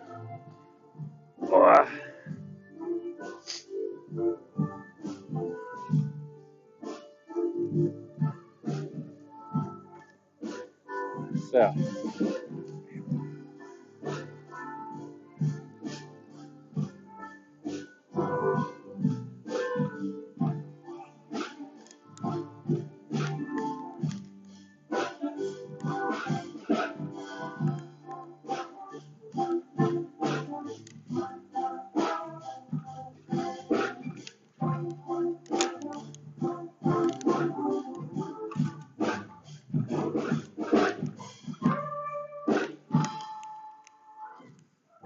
what do you guys think? Do you think this is orange look is better?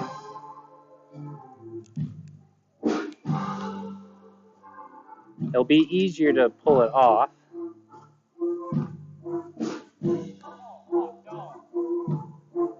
The sun is getting pretty thin, so we're getting pretty close.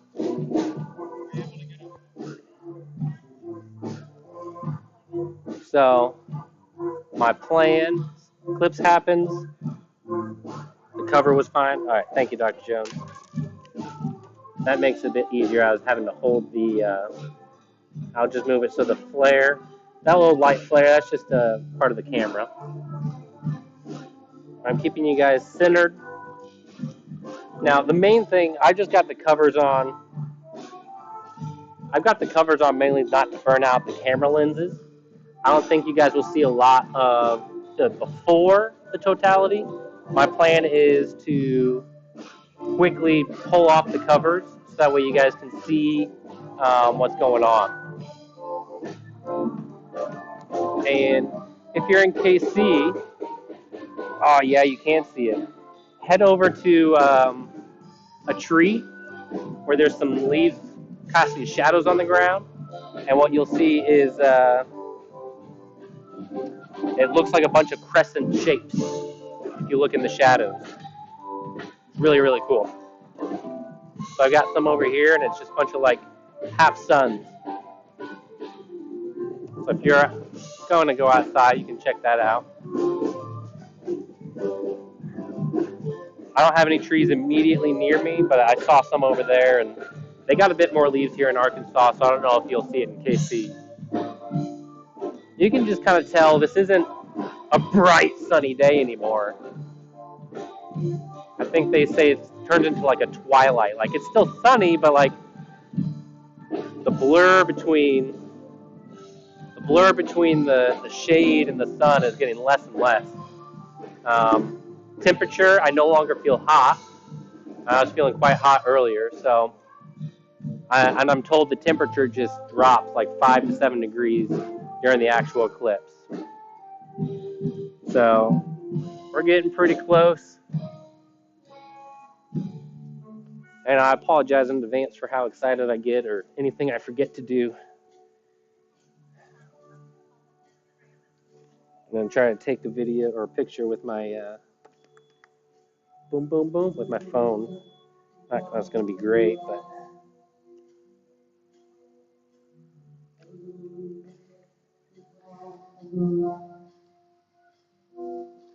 I'll try to take some video.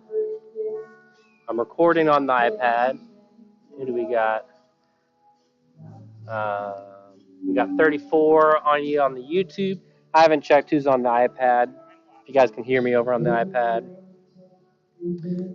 For those just jumping on, I do have my personal meeting room, which I updated in the calendar link. So if you want to check out the iPad view, some people like that one a little better. I don't know when totality hits which one's going to be better, because we're no longer going to be seeing the sun, we're going to see around it. So once totality hits, I have solar filters on both camera views. So I need to take those off, so that way, hopefully, you guys can see, and this guy in the background, he's doing exactly what I told you guys. The shadow in the trees is like a bunch of crescent suns. It's really cool. Wi-Fi is much better. I'm just ready to enter panic mode, where I'm like, what did I say I was going to do? Thanks. We are T-minus, I think they said 50-something. So we're within 10 minutes. Admin, if you're on, share that with your team. I don't have expert level camera equipment, but I think this is going to be a really cool view. We're at like a toenail now. It's like really thin. I know these cameras just looks like a sun, but the moon is definitely covering it up. It's just glare from the light is overriding the sensors, and so these aren't picking up that view. But again, what we're excited for is once it goes into totality, I'll switch these guys off, and we'll see what we see. Texas seemed to have a decent shot. There you go.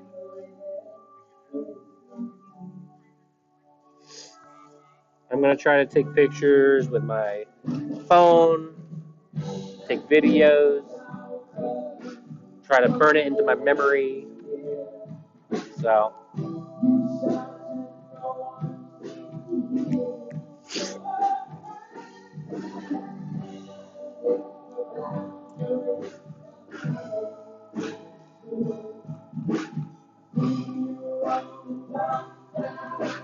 anybody in Kansas City viewing, though, do make sure that you have safety glasses. You guys are going to see me take mine off during totality. During totality, all the sun's rays are blocked, so I'm safe here to view. In Kansas City, you don't reach totality, so nobody in Kansas City should be viewing the sun without solar glasses. Do make sure that you let your students know that and your family and friends. Let me go check on the iPad, see how you guys are doing. You guys are reclining. Still squared. So what you guys are seeing on the YouTube and iPad, it's much more covered than what it looks like. We are getting really, really thin now. It's just, again, because of those sensors in the camera, it's just not picking up the moon covering it. So,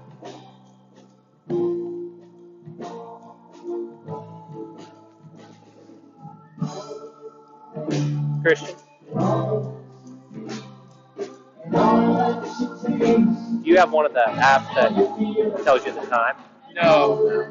I had one, but I didn't check, and it was like, oh, you got to pay. Whatever. No, not that. I'll know when it happens. Yeah, the 153 153 is the exact. Okay.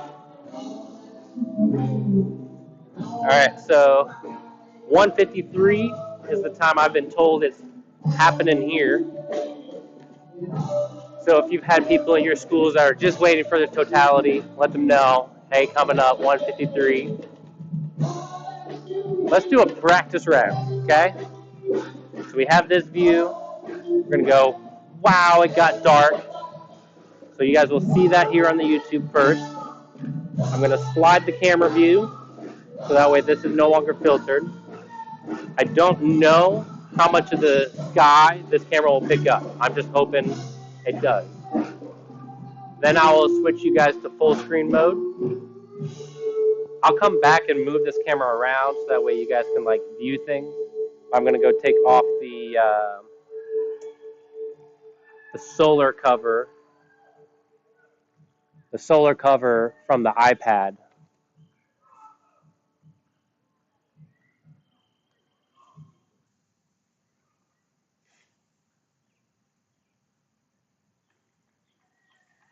Really lucky with this weather. This is beautiful. Had music in the background. Thanks for those that stayed on the whole time. And this should be recorded, so if you missed any part, I toured an art gallery earlier if you're interested. I'll probably try to snip some of the videos from today and cut out the outrageous giddy excitement I'm about to have. So it's getting really thin now. Those last few moments just drag on forever. But it's getting very dim here. But it's still in the middle of the day, so it's a weird feeling. And maybe you guys are getting this in Kansas City. You're getting 90% covered. Does it just seem dim outside? Really weird. I think this is what twilight is like, not the book.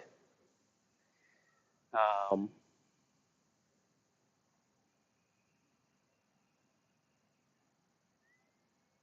I wonder how many animals get confused at this point of the day. I see a bird. He's just hopping around doing his thing. They seem all right. Very thin now.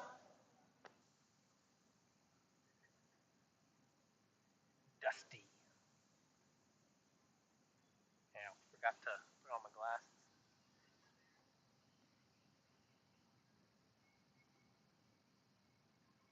Oh, yeah. So I had someone from Kansas City telling me what it looked like outside. You guys probably have slight cloud coverage too. So it's going to look like kind of an orange glow. Yeah. Here I only see a few wisps of clouds. Nothing that's going to cover anything up. This is exactly what I was hoping for. So we are in prime spot to view this. A lot of the United States had cloud coverage. Some turned out to be okay.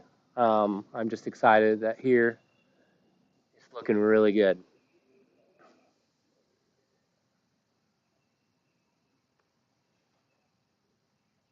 All right.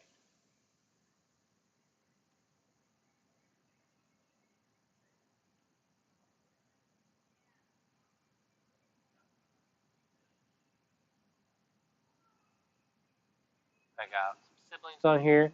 Yeah, while we wait, Molly asked a good question there in the chat. What determines the path of the eclipse totality? Yeah, so now the path is always going to be from west to east because the moon is always traveling in the sky from west to east. That makes sense? Yep. Um, that's the direction. Well, really, it's not really the moon traveling, but we are rotating towards the west. So that's the way. But yeah, so the moon always travels that way. So that's why you kind of get that slant. But based off the position of the moon, you have to be a certain position north or south to view it in totality. So it's kind of how far north or south is the moon in relation to the sun and the earth. It's a very complex system. I was showing some models earlier. I just don't want to get up and find all the pieces. But most of the time, the moon is going above or below the moon or sun, and we don't really notice it. So, oh, and I got to have one more thing ready. I haven't been wearing my glasses today because if I put them on, then everything seems blurry when I take them off. So during totality, I'm going to put those on because I want to see clearly. All right. But you guys can tell, like that camera view, see how dim it's getting? That used to be bright. And it's getting real quiet here. And so just for respect of everybody else, oh, on the iPad, you can definitely see the moon covering now. Just for respect of everybody else, I'm going to kind of move to more of a whisper. But just tell everyone's just waiting. So you can no longer see the two sides of the sun. It's starting to just like become a sliver on one end.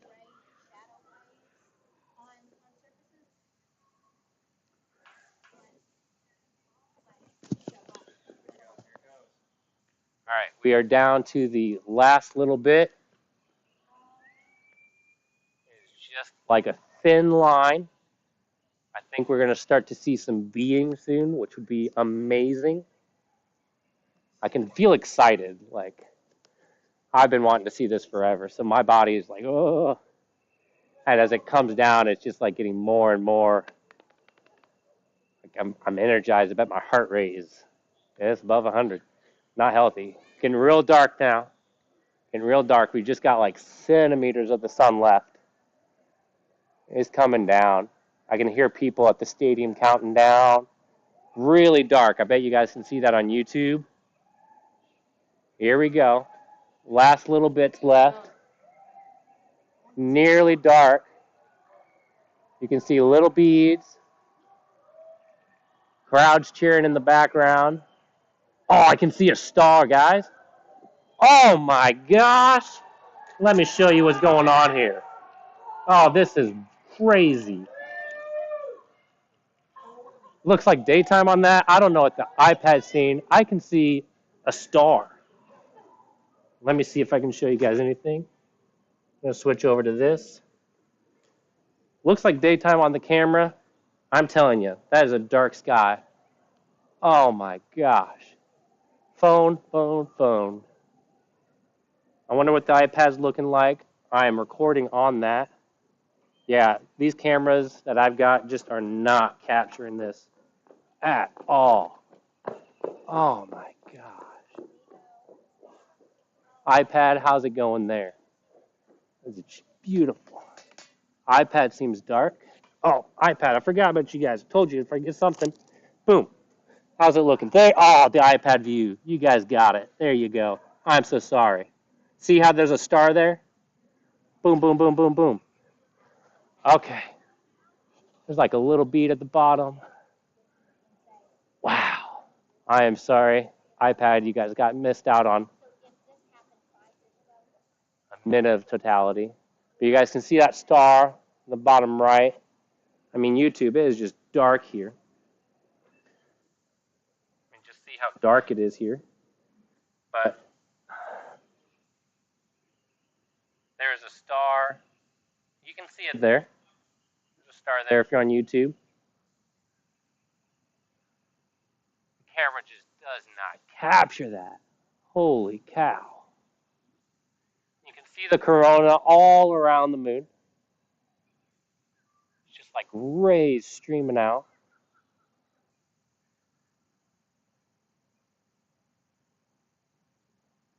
It's just quiet, calm.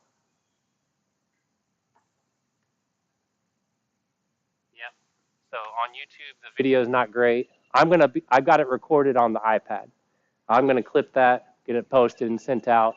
iPad looks a lot better. You can see it looks a bit more orange on the iPad. In real life, that is white light.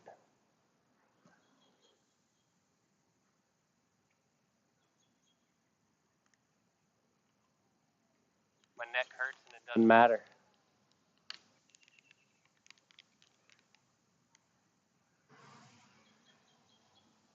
Like, you can see a couple of smaller stars. Wow.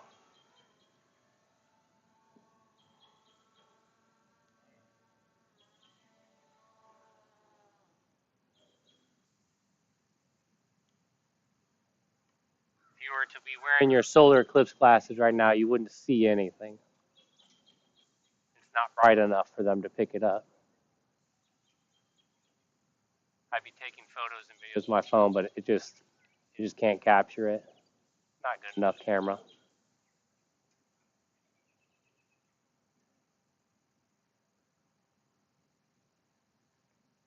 I have a feeling the moon is about to eclipse.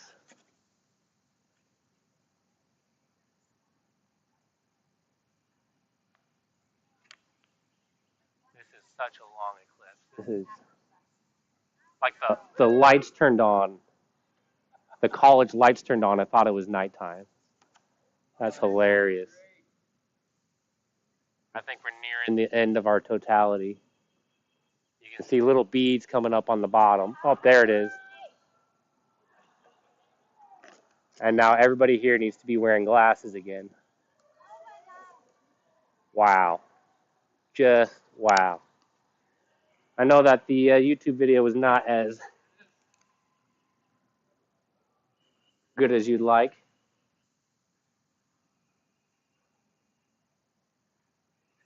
Oh, there's waves? It's unexplained.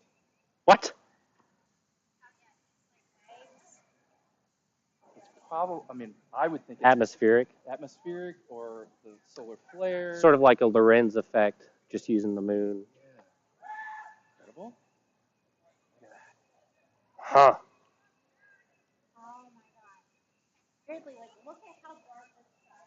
Uh-huh.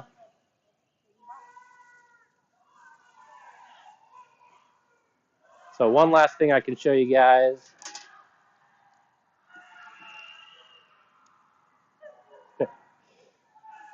You can hear the college campus going crazy. So this is, if you didn't get to go outside, you'll notice all the light peeking through tiny holes are like little eclipses.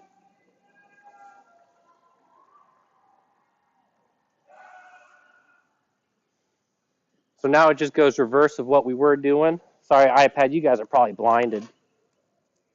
Oh, forgot to take you off, forgot to put you on. Okay. Whew. Do I have anybody left on YouTube, or did everybody switch over? Yeah, I got lots of people on YouTube. Put in the chat, we got a couple options. I can give away more telescopes, answer some questions while you're here, tour the art gallery again. I do have that's going to be recorded if you want to go back in the live stream. But I'd love to give away more telescopes. So I can certainly start doing that. And see just how bright it got out here. How bright it got. Here, let me switch back over to here. Like, most of the sun is still covered. Like I just see a sliver of sun. But look how bright it is with just a sliver. That's crazy. Ah, that was beautiful. For those that were looking at the camera from this YouTube thing, this just could not pick it up correctly. I have a better video on the iPad. And iPad people, I think I'm just going to say goodbye to you so the video doesn't get too long. So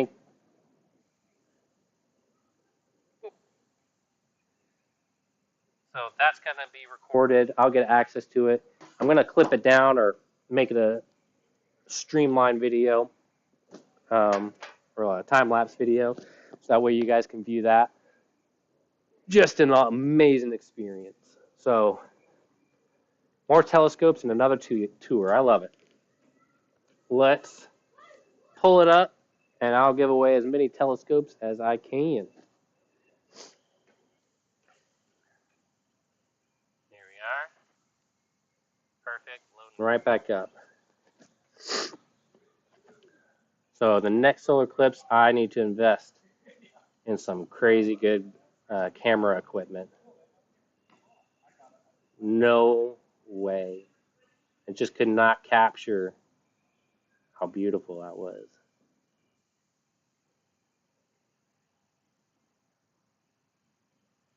All right, so I'm grabbing an updated list of student names. I know some of you, especially high school, you're getting out pretty close. Even if you're not on when I ask your question and answer it, I will notify you that you won a telescope. And since I have so many to get rid of, I'm just going to do a rapid Q&A. So we are just going to ask as many questions as we can. I'm going to put in my random generator so it's random.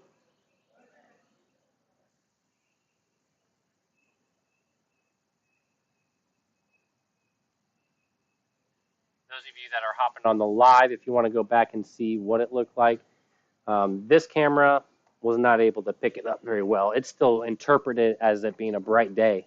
It was not. It was dark. For teachers and students at KCPS, the iPad picked it up much better. Not perfect, but you're still able to see that it was dark, and it picked up that there was a star that you could see. Like I can't see the star anymore, and most of the sun is covered. So we're just going to do some telescope giveaways, answer some questions while I've got people on, and after a little bit, I'm just going to have to start packing up.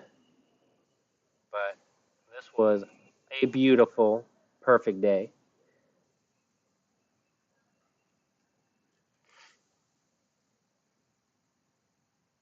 There we go. Click to spin.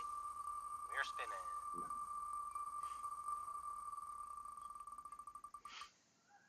I'll answer as many questions as I can before people pop off. I'll go to 2:20 because that's when the colleges get off. Jacoby, what do you got for me?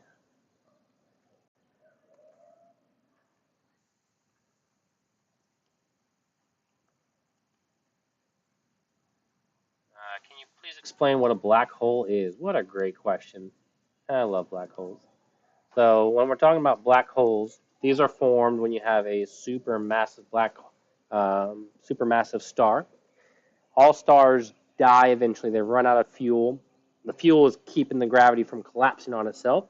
Once it runs out of fuel, stars have different ways of dying. The larger the star is, the more violent. That's the supernovas. If you get too large of a star, what happens is it starts to collapse, and all of its momentum causes all that mass to be in such a tight space that it bends gravity so much that now nothing can escape. You'd have to travel faster than the speed of light, which just isn't possible. So it's basically take enough matter, squeeze it down small enough, you'd have a black hole. Now, how much do you have to squeeze it by? To put this in perspective, if you wanted to collapse the sun, our sun, into a black hole, so that much mass, you have to squeeze it down about the size of a marble. So when we're talking about compressed, like it is crazy compressed. And then once you have a black hole, nothing can get out of it. It just pulls things in. I do have a few things coming in.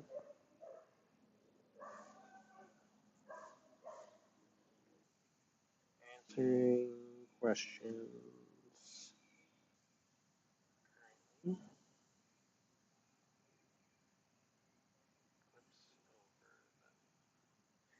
All right. I told you rapid fire. Let's do another one. Congrats, Jacoby, from, I didn't tell you, Faxon. Got a few Faxons. Who do we got next? It's Jasmine. Jasmine from East High School.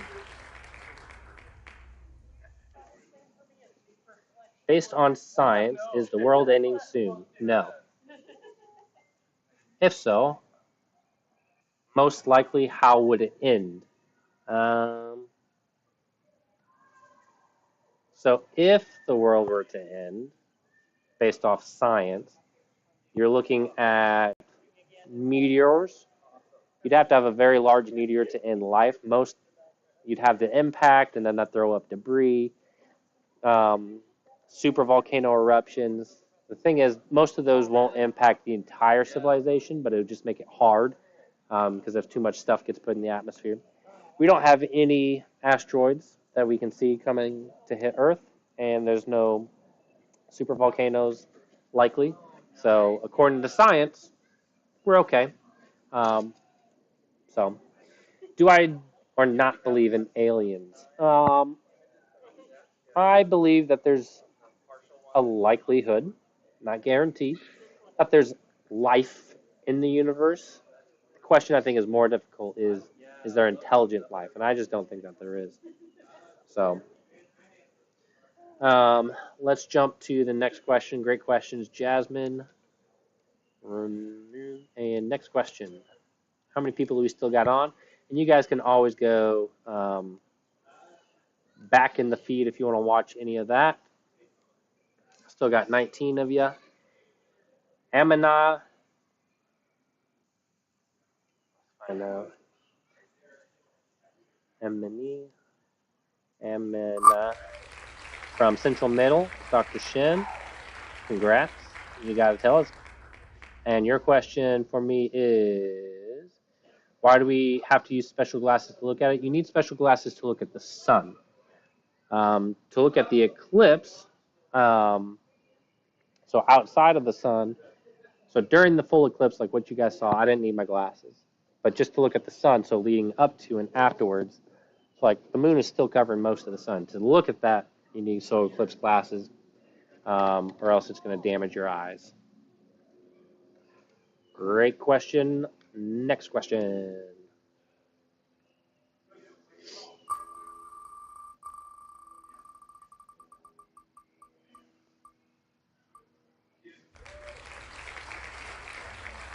Karen or Karan. Probably Karan. Karan from KCPS.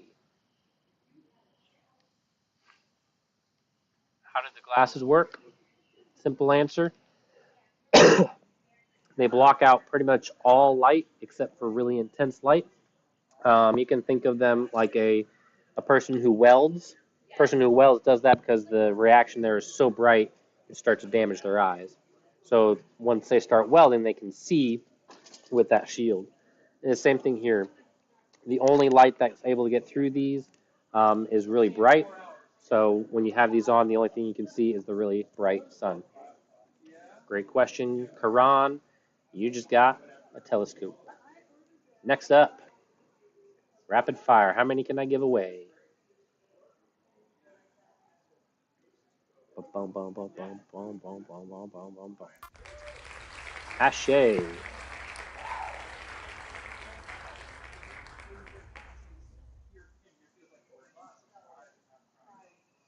All right, I got 2 Ashes. I think it is. Okay. I'm going to answer this one, Ashay. Great question. You have, how do modern day scientists predict eclipses? If you know the orbit of a planet and you know the orbit of the moon and you know where the sun's at and you've collected enough data for how those have moved in the past, then you can put in math equations to predict how they move in the future. Then based off those predictions, you predict in a year this is where the positions will be. In a year, you check how accurate were you. If you weren't accurate, you make your tweaks to make sure that it's accurate, and then you've got yourself an accurate model of how those interactions occur. If you want to be more and more accurate, you have to start factoring in, okay, how does Jupiter affect the orbit? How does Saturn? And all these other things that might affect it. But once you've plugged in all the factors, you can have a model that basically simulates what's going to happen over the course of time. The better the model, the better the prediction. And the closer in time you are, the better prediction. So humans have been studying the sun, earth, moon for ages. Now just with the modern day equipment and computing software, we can predict these things way, way, way far in advance. So I think I was telling people 2045, there's another solar eclipse that should be coming through U.S., mid-U.S. So Ashay, great question. You've got a telescope. Let's spin again. And I'm going to be going just until 2:20, guys, because I know many of you guys are leaving school at 2:20. Declare William. Oh, sorry, Declare. I don't mean to say the last names. Claire from Wendell Phillips. Would the sun stop? Is it proper sunlight? Would the sun stop?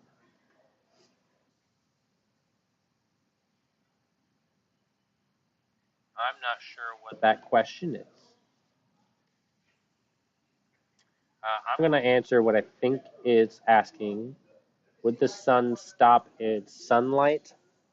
So what we just experienced, the eclipse, the sunlight didn't stop. It was still glowing.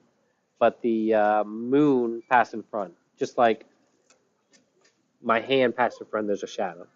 It's just the moon's in outer space.